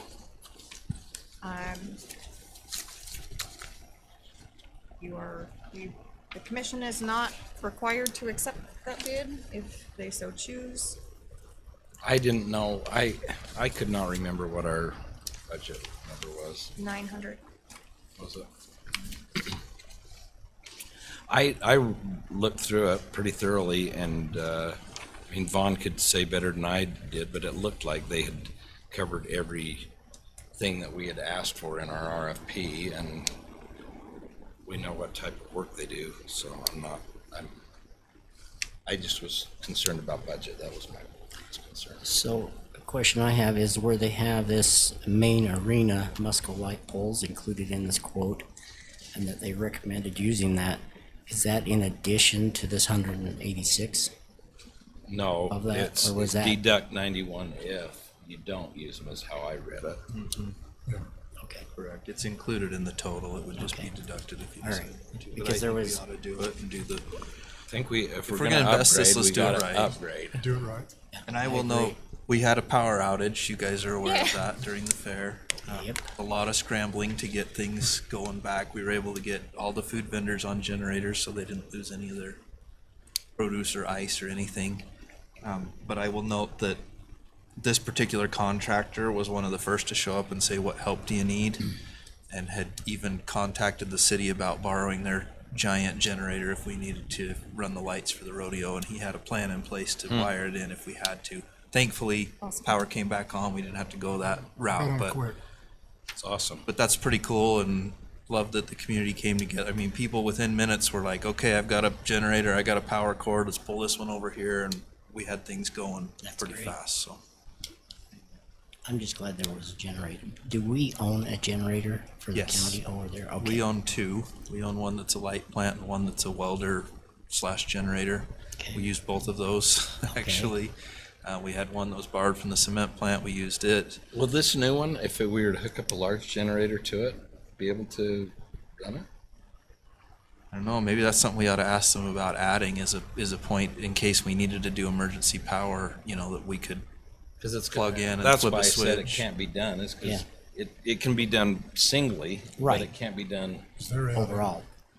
Yeah, I mean, he was looking at an option of pulling the power from a pole, disconnecting it there and to tie in all the stuff. So there was apparently a way to do it just for the arena lights. But Okay. I'd like to see us look into maybe upgrading the generator portion of it potentially. I am happy to get a quote for that. So Get some one bids. thing to think about is, when it comes to generators, like when you do residential, you can do whole home, you can do portions, and so are we just thinking like lighting and like critical things that, Sound and lighting. Yeah, probably is that- critical stuff.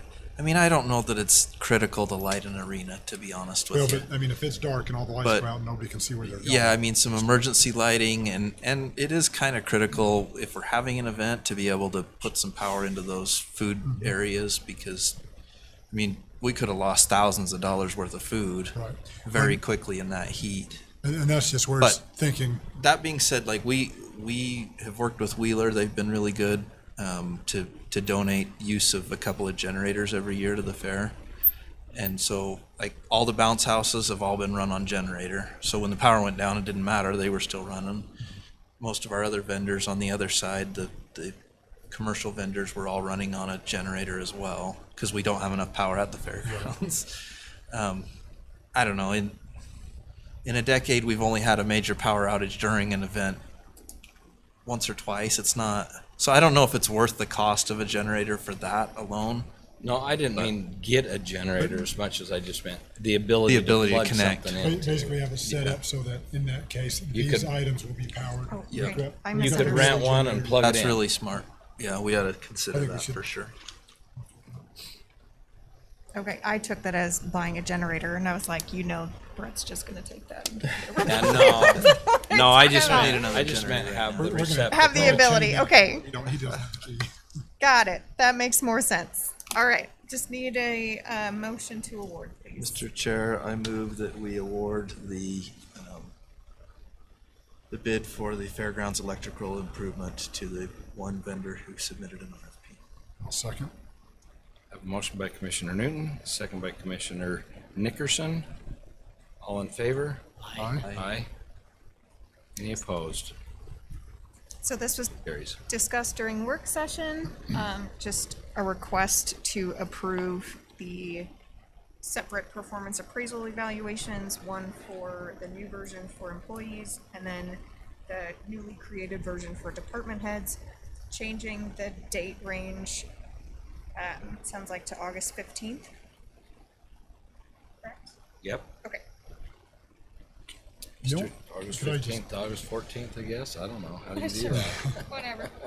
The only thing that I had is, as I was reading through the packet here was where it seems like what I read was it's optional for the employee to take that kind of rate yourself. I think they should have to do it.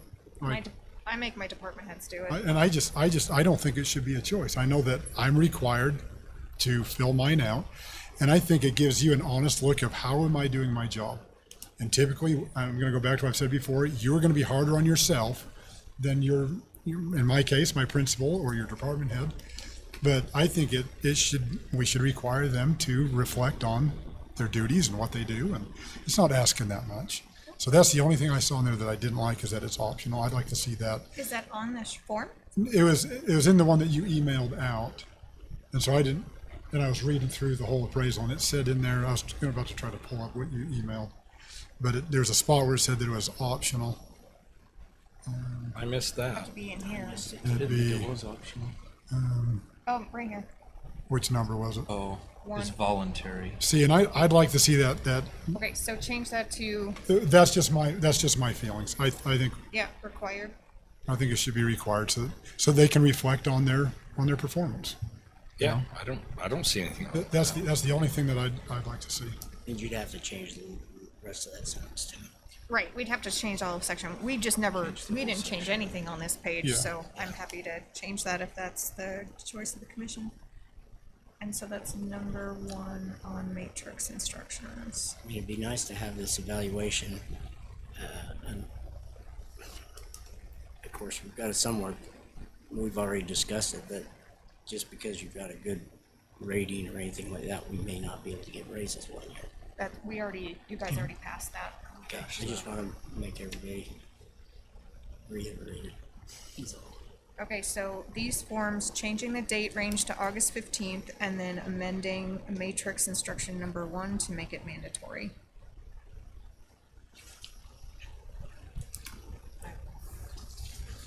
Okay, anything else? Look for a motion. That's a good catch.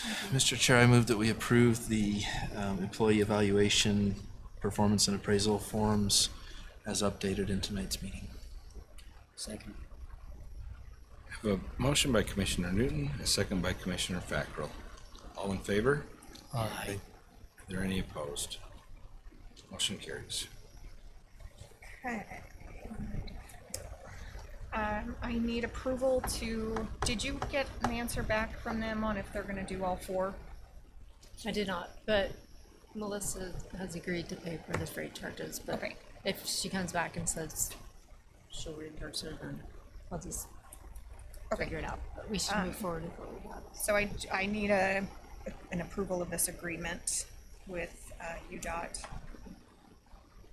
to pay for the, Mr. Chair, I move that we approve the agreement with UDOT to pay for the cost on the speed signs. I'll second it. So the UDOT pays for it, right? yeah, this is an agreement with UDOT that they're gonna pay for it. Well, they're gonna reimburse us. We'll Okay, I pay have for a it. motion by Commissioner Newton and a second by Commissioner Blocker. All in favor? Aye. Any opposed? Thanks for all your work on that, Commissioner Blocker. So on the impact fee analysis, so we discussed this last year, that obviously we need to redo our impact fees. Just a little background, the county currently has 3 impact fees that it collects on: regional parks, community parks, and roads, road infrastructure. There is also the option to do public safety and fire EMS. And so it was discussed that when we went out for RFP, it would be for all 5, and then if we chose at the end of the day not to action one of those, we don't have to, or the commission does not have to. I will tell you my one reserve on posting this for RFP is because our general plan is not done, I'm concerned about running these concurrently, sorry. So we don't have our general plan done. Do we know enough of the wants and needs of those infrastructure points without having the general plan done to go out for RFP, or do you feel like it's too premature? The hard part is you have not updated your impact fee project list, which is I can only spend impact fee money on what's on the current, what is on the project list as of the day that the impact fee was paid.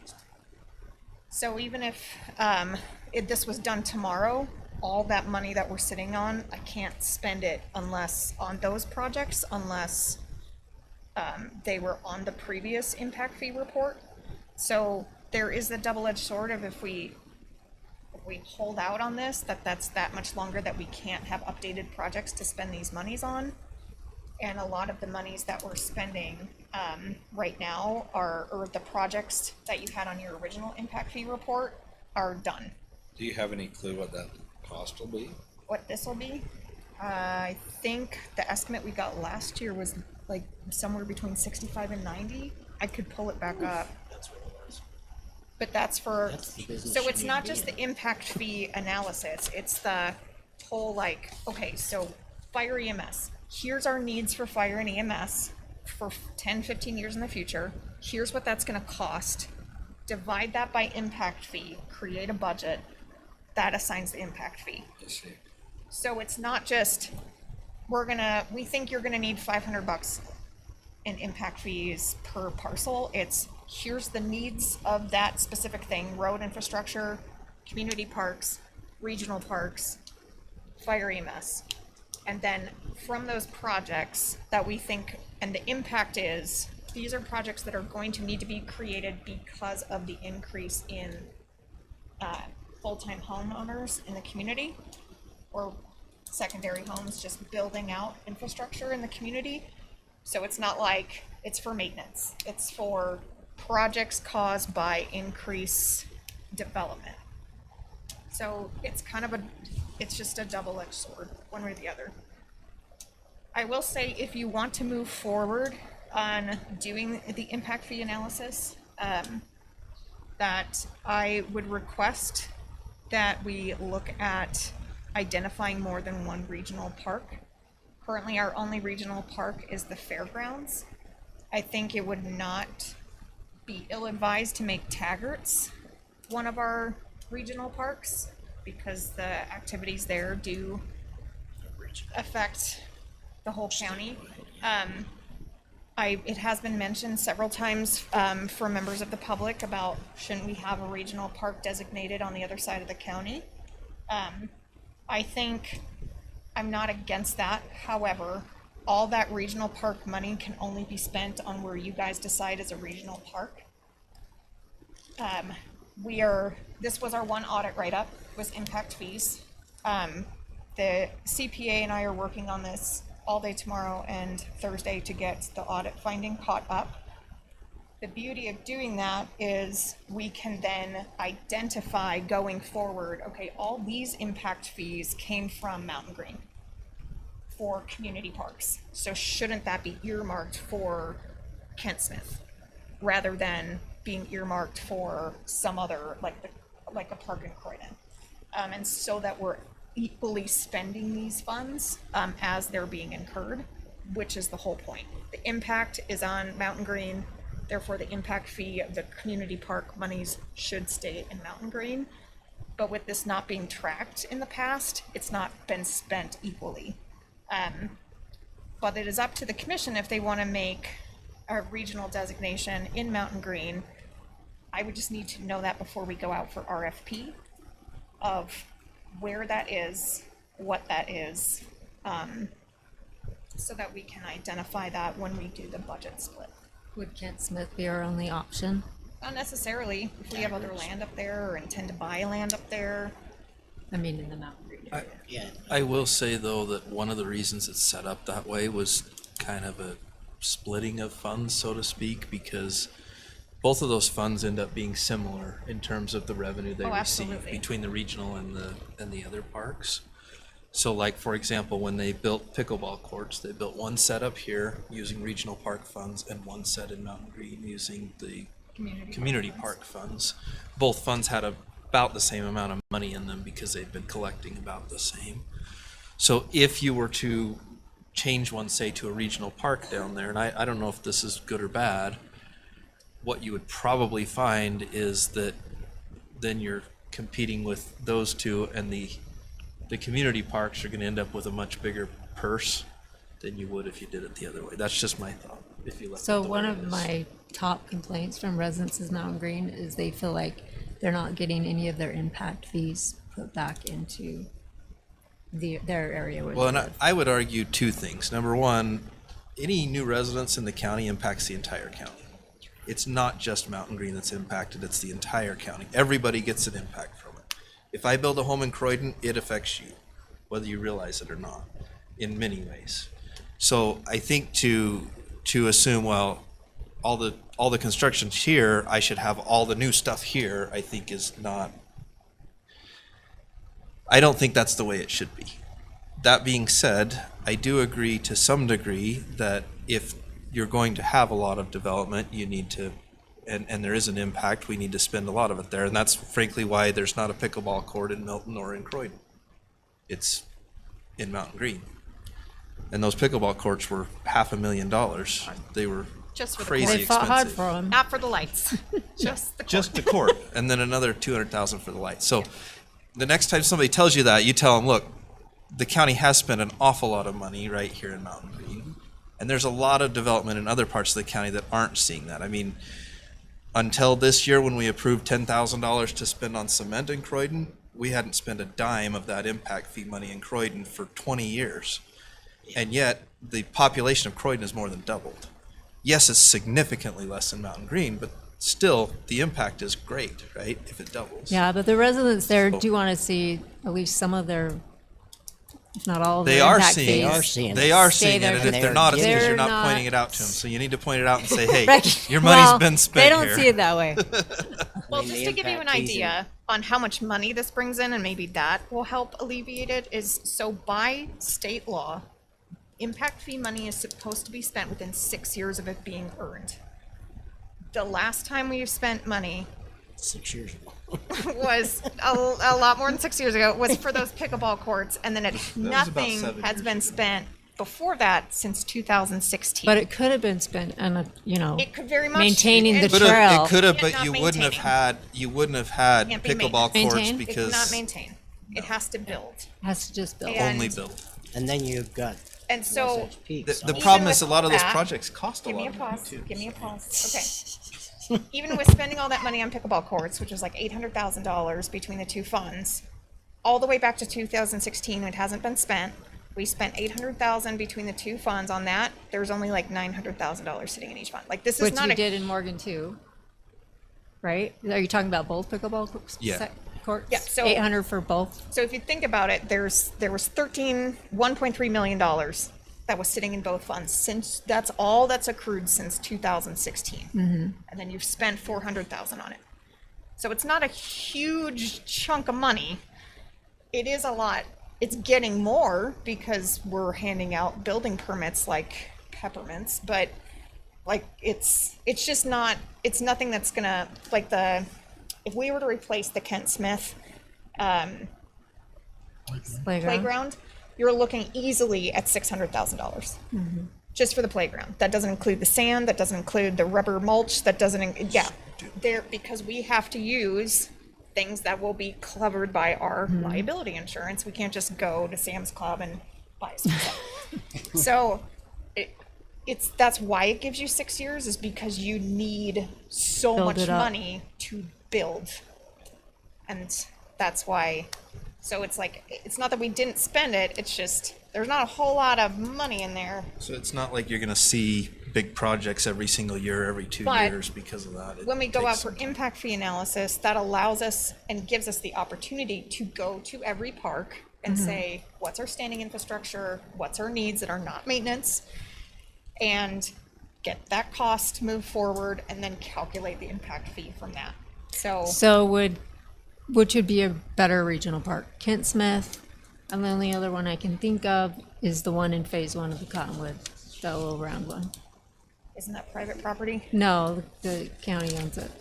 I frankly wouldn't change either of them. I would leave them under community parks. I think they'd have more money in community parks. They will Because the definitely have more projects you're money. gonna have for Taggart's, and if you guys approve Taggart's as a regional park, Taggart's and the fairgrounds, like, that's where that money's coming from for this electrical project. We budgeted $900,000 for the electrical, it just happened to come in way under budget. But, so that money's gonna get spent faster, because we have so much infrastructure needs there, and we haven't hardly touched, I don't think we've touched Taggart's at all. We have Dreams. Yeah, we don't touch We've it. designated $100,000, but we haven't done anything. $100,000, that's the Wasatch Civic fees. Okay, so I'm just saying what the residents are saying. They'd hear ya, like and to that's see why I more said that movement too. down there. Yes, they got pickleball courts and they're very, very grateful and they're very, very used, but that's it. And I think, We're working on, you know I would what's in tell the them to go to the works. rest of the county too and what's in understand the that parks, works, and parks you are know great, what's but we works on don't that spend a fortune on parks. We don't have a fortune No, to spend, so. I'm just giving If they you- start complaining about it, you say, okay, go to the Enterprise Park, go to the Milton Park, go to the Croydon Park and see what's See how been fancy added they there in the last 20 years. Apparently And you're gonna sprinklers. find that much more Sprinklers. has been done at that end of the county. So when they complain to you about it, I listen. but it's on you to explain too, and to tell them, hey, and help them understand, because like a lot of I people will do, just say, they- oh, well, how come they're not spending all the money down here? This is where the growth is. Well, the growth affects all of us. Coming back to to the question at hand. Question one is, are you guys good with moving forward on the impact fee RFP, which includes obviously the facilities plan? And if so, are you good with adding Taggart's as a regional park? I guess my only ask would it be possible to postpone, like, wait for 6 months till they're into it and have them work a little bit, collaborate a little bit? This has just been on my to-do list. I fully support that. I feel like we're a little Because then it will premature. give us the opportunity, because I think Raylene and I are on the same, like, hey, we have to have, like, to go out and do that analysis of, okay, we've looked at all the swing sets at all the parks, here's our triage of what needs to get replaced. Which So do you feel like we have enough information for them that they could, that, I would be more comfortable with a 6-month We had push on a this. bigger plan. Yeah, I mean, the downside to that, I guess, is that the 6 pro months. is that you would have, but it's 6 months of not collecting Well, it's not, we're still potential collecting. revenue. I mean, but a different fee, right? Like, for example, we're not, and I can tell you exactly why. We used to have a fee for fire and EMS. We used to have an impact fee, Right. but the amount collected was like $50 a home. It Right. was stupid low, and there was never enough over 6 years to do anything, and so they just stopped collecting it because it ended up being a problem from an audit perspective. The other option is, there's really only 2 vendors that do this, LRB and Zions. I could go to them and see what the timeline is to get this done, because if the timeline to get it done is 6 months, then sure, why not start it now? Maybe it But if the makes sense. timeline is a quick 60-day turnaround, yeah, we should right. probably wait. So Let's how look about I into reach it. out to them? and if you can get a and come kind of back. a idea on price, it'd be nice. Oh, I do. I have their estimates from last year, but I'll get updated estimates. Okay, and I do Tell them need, that inflation's dropped in half. right?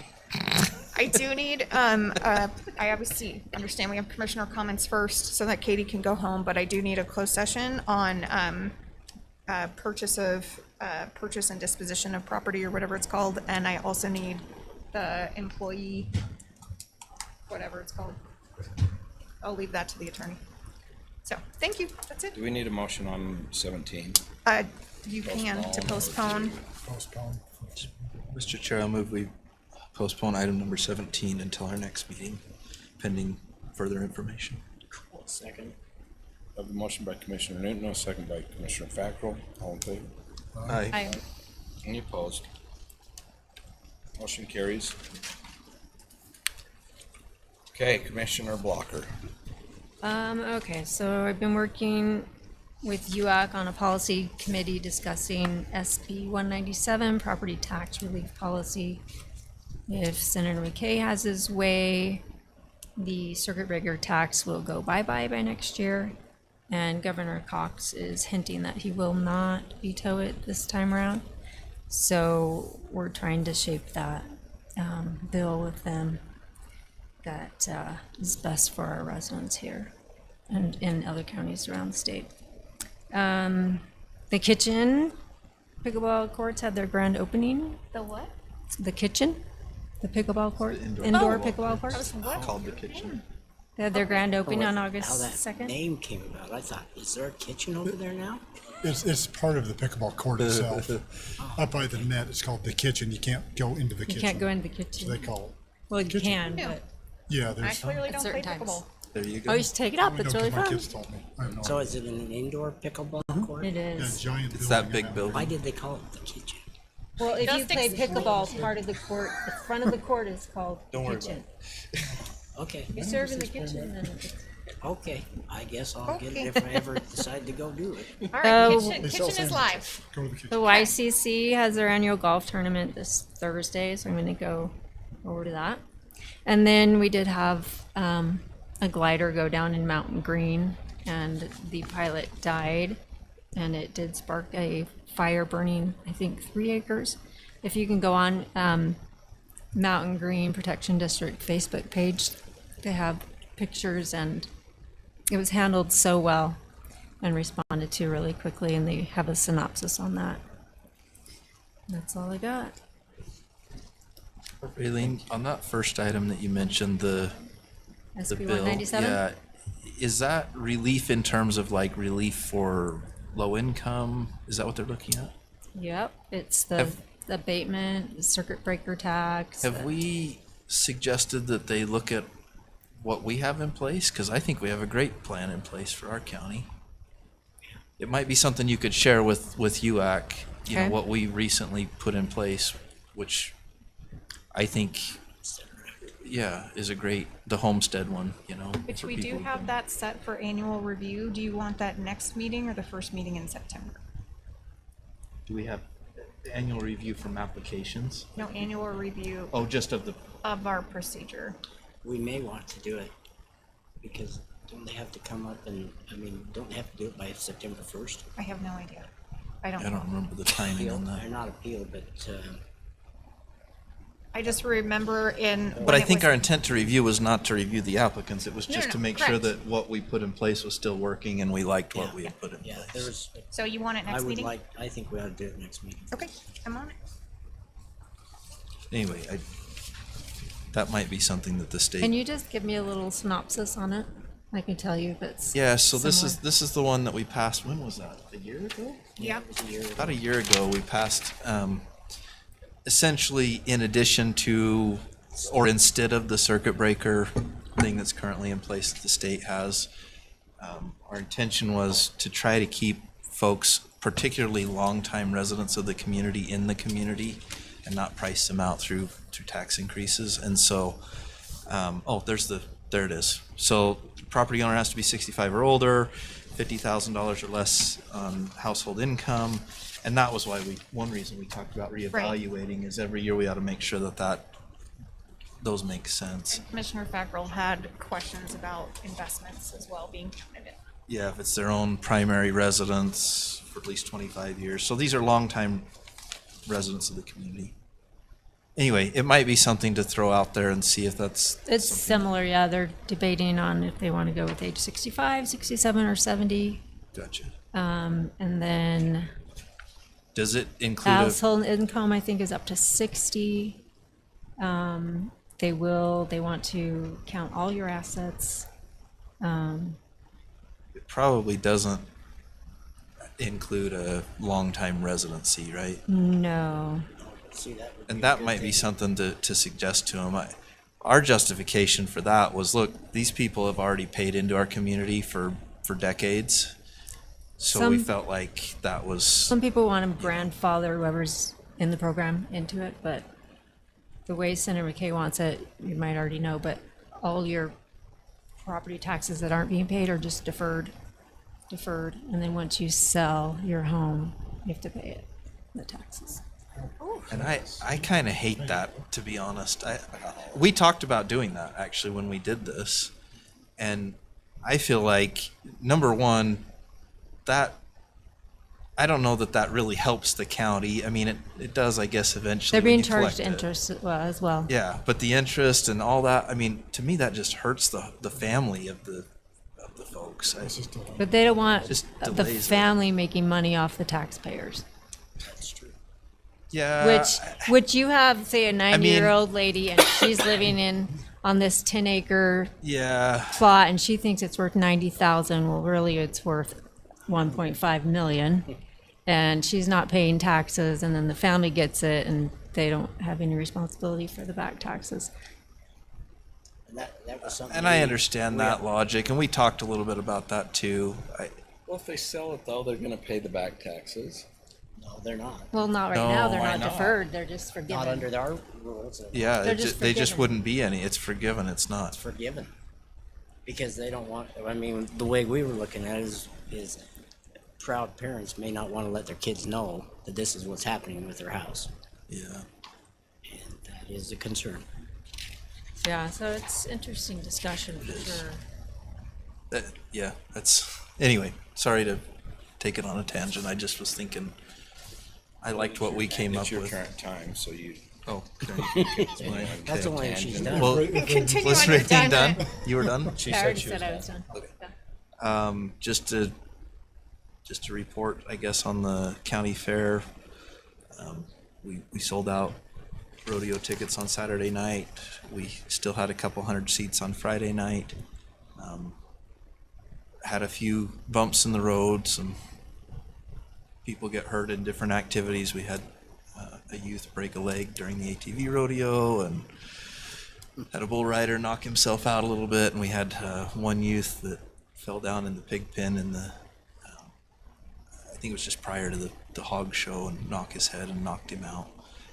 But everyone is okay, so that's good. And this was the first year that the county had EMS on staff We had EMS on staff. or on site. Or on site, yeah, and they set up a nice tent, and it was very visible to the public, and all they really treated while they were on site, though, most of that time was bee stings and scrapes, but maybe some sunburn. Yeah, Okay, the best it's good. was when I was sitting next to Tina at the quilt auction, and the auctioneer got up and said, "Does anybody know the grandparent of this 5-year-old boy? We think his last name is this.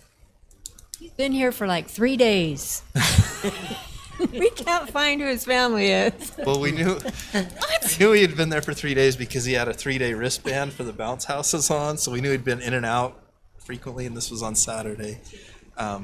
That's just how it was worded. It was actually my wife that went up and told him to make that announcement. Oh, okay.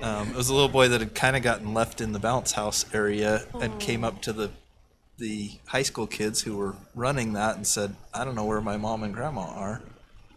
And interestingly enough, 2 of our grounds maintenance boys that we had hired temporarily were walking through about that time, and they asked him, about it. And that little boy just kind of clung to those 2 teenage boys, and they walked him over to the tent and sat him down next to me, and I started talking to him, and my wife started talking to him.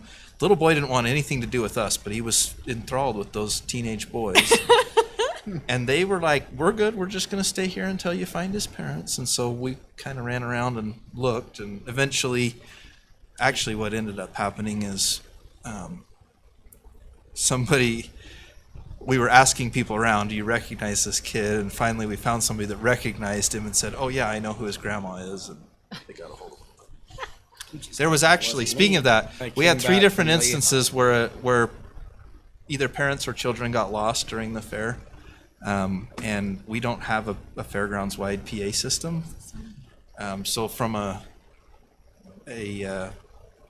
from that perspective, we need to get that done. So. That was temporary. It was set up by Littles. They would come in and put up temporary speakers just from their Just sound service. Like to put a plug in here that is the exact reason I do not want a community pool. It is cheap daycare, and then they just leave. They leave. But That's it's so fun. Okay, it would unless be you're working the pool. Parents to leave the kid. Otherwise, everything was great. Very successful fair. Lot of memories made. So appreciate everybody. Yeah, thank you guys for Worked on it. all your work there. I know that's a lot of work. I know with the junior livestock show, it was very successful. Yeah. I mean, Someone get 14 $12,000? Oh, 14 14,000. grand. For a And steer. that was for the grand champion steer. And then for the grand champion lamb, they gave 11,500 for a 100-pound piece of meat. And then there were it was amazing. $300 The average was pretty reasonable, but they're still 10 times the amount of the full price. I think it's interesting. I have mixed feelings about that whole thing. So do I. I got lots of Because mixed. I just wonder what we're teaching the kids.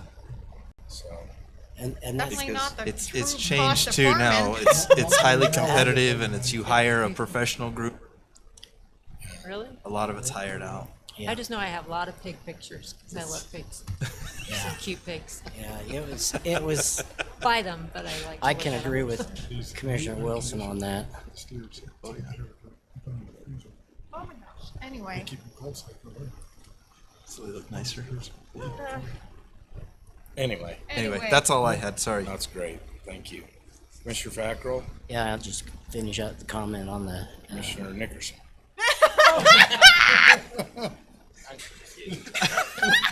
Well, I was going to agree with you, Matt. Maybe now I won't.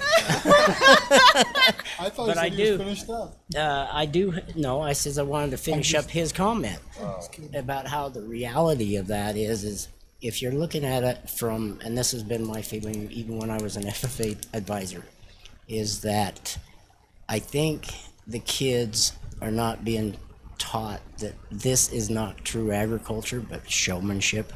And therefore they're not getting an idea of, you know, the value of that pig or that value of that lamb or that value of the steer. And it's unfortunate that they're learning the wrong way about agriculture.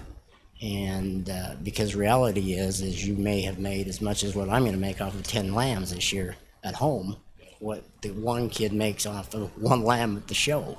And so it's not reality, and it's unfortunate. But it is giving them a sense of, okay, I did do that job. I did take care of it. I do, you know, and thankfully somebody bid We'll spend the time. and spent the money. I mean, I had one person that called me back, or didn't call me. She sent me an email, and I received it yesterday, and thanking me for having the Junior Livestock Show. And I says I didn't do anything with it, but you know, they were invited in by somebody from WPR, and they're from Colorado, and they came in specifically to buy a lamb because they were married a year ago. They live in Mountain Green part-time, but they came specifically to buy a lamb.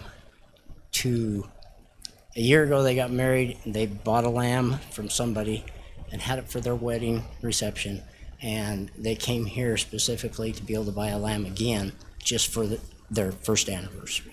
So it was a great a great compliment to our county, and they said that it's very warm feeling that they had and they received there at the show. So Can I give commend. one suggestion? Yeah. Excuse me for, so, It's all right. I had a whole list. what about having an auction for the kids that animals don't make weight? Just a thought in the future. I could agree with that. We can make that suggestion to the livestock committee. So the county fair board has absolutely nothing to do with the sale I know. or the livestock committee. They're their own thing. They do their own thing with that. But we could certainly make that suggestion. And they are. I don't know how common that is, you know, but I know there's lots there's of people that occasionally some will that don't. reach out and say, hey, I know, and they'll buy it anyway. But it'd be kind of fun to maybe have Separate auction just for that. Yeah, We definitely have a I great know they feel community. bad after all the time they put in. yeah. But And next Go year, ahead. next year they're hoping to have the goats.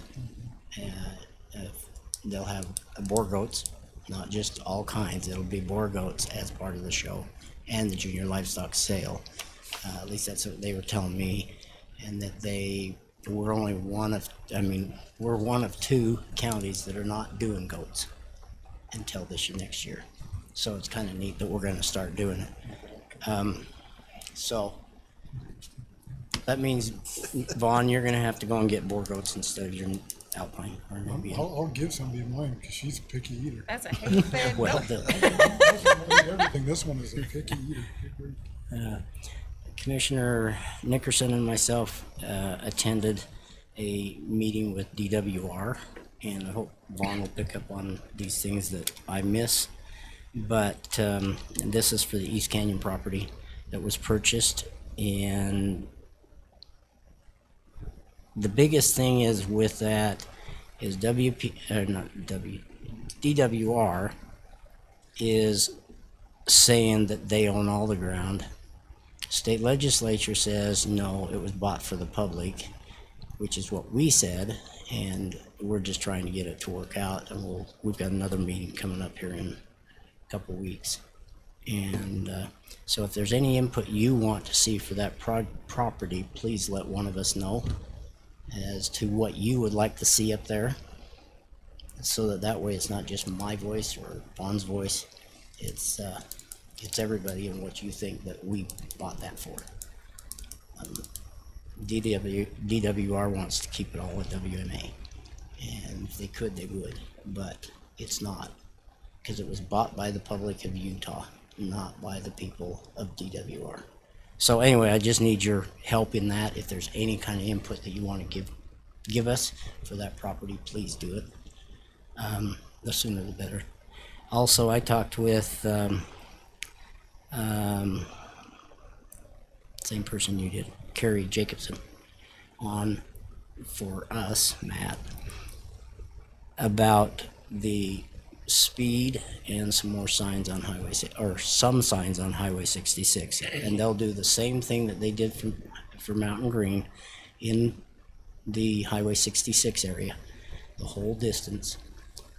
If we can come up and maybe put it into the budget for this next year to purchase some of those electronic signs for the speeds, and they will also reduce the speed so that way they're not going so fast up that road.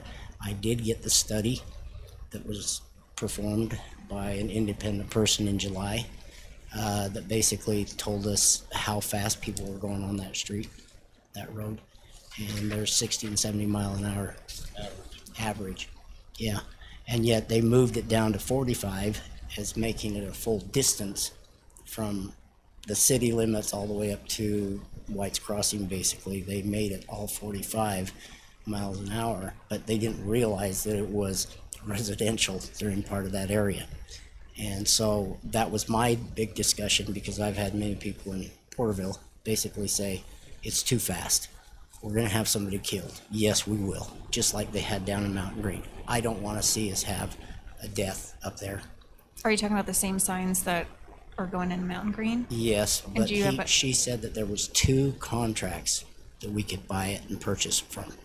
2 state contracts. One's higher than the other. And I said, why didn't we get the other one, or the lower one, if there was one? And so anyway, that's something I'd like to research and find out what we've got to have potentially for that, because I'm going to go to the public now in Porterville and ask them, the ones that have made the biggest squawk to me, and say, are you willing to put up some money towards getting some of the signs? How many are you thinking quantity? Well, it's a 14 mile long, but the area is only about 3 miles that we needed. We need some down, So if I just possibly. get a number for each. I don't know how many we're gonna need, but part of that, we have to come up with an enforcement plan. We have to come up with a plan, basically, what this is gonna do for us. And biggest thing was enforcement, he says. He says, if we don't have enforcement, and that's the same thing we've gotta have down in Mountain Green, is we've gotta have enforcement up there in those different areas. Now, my question, and I did not ask them this, is it's a state highway. Are we the ones that are supposed to be doing this, the enforcement, or is the state highway department supposed to be doing it? The highway patrol. Either or. No, Highway 66. Highway 66 or 167 is the same. Both. Both? So So- it can be both? Yeah. Okay. Everything will be prosecuted through my office regardless of who it is. there.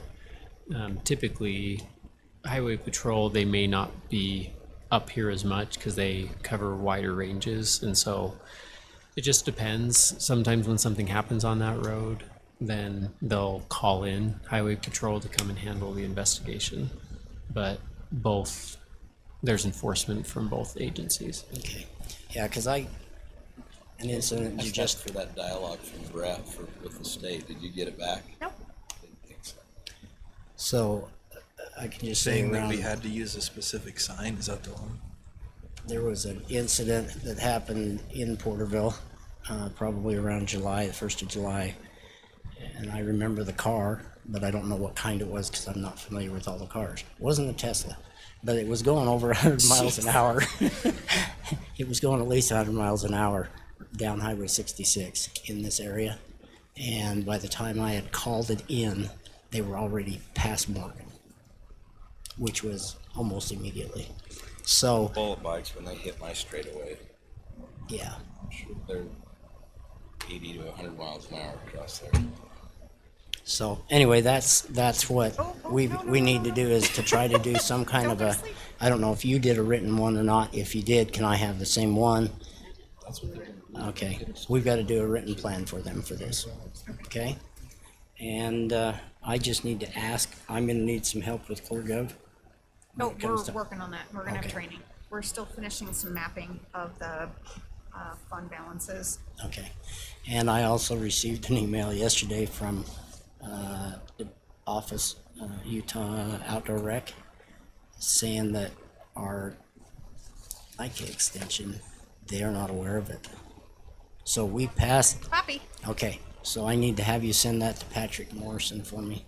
I can send it to you and you can send it to him. I Okay, don't know who that'd be that fine. is. Signed copy of NICA extension. Yeah, because they're saying we have only till end of this month or something like that. Okay? Okay. Okay, that's it. Mike, or I mean, Commissioner Wilkerson. Just a couple of things. When we were up with DWR, one of the good things is Tiara, our legislator, was there, and she was also very vocal about the purpose. She reached out to some other legislators and how they were sold on that purchase of that property. So it was good to have her there, kind of in our corner to try to straighten out DWR. OHVs.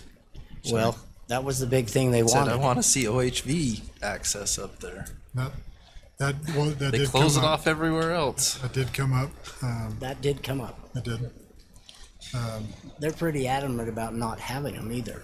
I know. But the thing is the legislature does want it. That was one of the things they were sold on, and so she was reminding me of that. So. And then one thing on the food pantry, one of the biggest issues that she's having is on meat donations. That any meat donated must be USDA inspected, not just by state. And so I actually talked to Tiara on that one. She was looking into that, and then at the livestock sale, Carrie was taking my picture, and I think it's up at the post office now. But I was a little annoyed with Carrie. And so I actually tasked him, I talked to him and was like, hey, what about this whole USDA? Is it a state law, federal? But it comes that it is a state law. And so they're kind of, that way, like, if somebody purchases a steer at the livestock sale and they have Bingham's cut it, it cannot go to the food pantry. She can't take it. Because It's crazy. Yeah. Yeah, So it's that was crazy. something that hopefully we can kind of push, and I mean, they're getting state inspected, so what's the problem? The other thing is on the fair, I had some people that were very appreciative on the arena, and I just kind of a shout out to our both John Cannon and Brett working together. Some people told me that was the best the arenas have looked in years. They were very, very pleased with the footing and how the arenas look. So our people did a great job to get ready for the rodeo, and everybody I talked to had a great time at the fair, and really enjoyed it. So that's all I've got. One other thing that you do have control over, you two, in the fair, is that I know a few people wanted to be food vendors at the fair, and Chrissy said, no, you can't be, we're protecting people. The lines are ridiculous. Why would we protect a few people when lines? Yeah, that's something that's on our list to talk I'll about. say yeah, Okay. that's something where, like in the fair board, I think, and she's putting together kind of a spreadsheet as far as we've asked for, constructive criticism, what was good, what was bad, and I think it sounds like Mike's heard the same thing. So that's something where, like, maybe we have space for, hopefully we'll have 24 new pedestals next year, whatever. It's like, we'll take 24 food trucks if they're all taco trucks, whatever. Well, it Pick the one you actually like. brings down the price and brings up the quality. Yeah, it's if Yeah, people don't like your competition, food, the they're market not will gonna buy will it. right itself. Yeah, so no, that was something that we'll definitely I not to be critical. I just No, 'cause that's a good comment. I just didn't get to eat any fair food. 'Cause And I'm you like, weren't the I ain't only one that standing made in that this. comment. Yeah, I always send my kids, give me a burger while you're down there. I'll buy. You go stand in line. Mr. Chair, I move that we adjourn the public meeting and convene a closed session for the purpose of discussing the character, professional competence, or physical or mental health of an individual and the purchase or disposition of real property. I'll second it. I have a motion by Commissioner Newton, a second by Commissioner Fackrell. All in favor? Aye. Any opposed?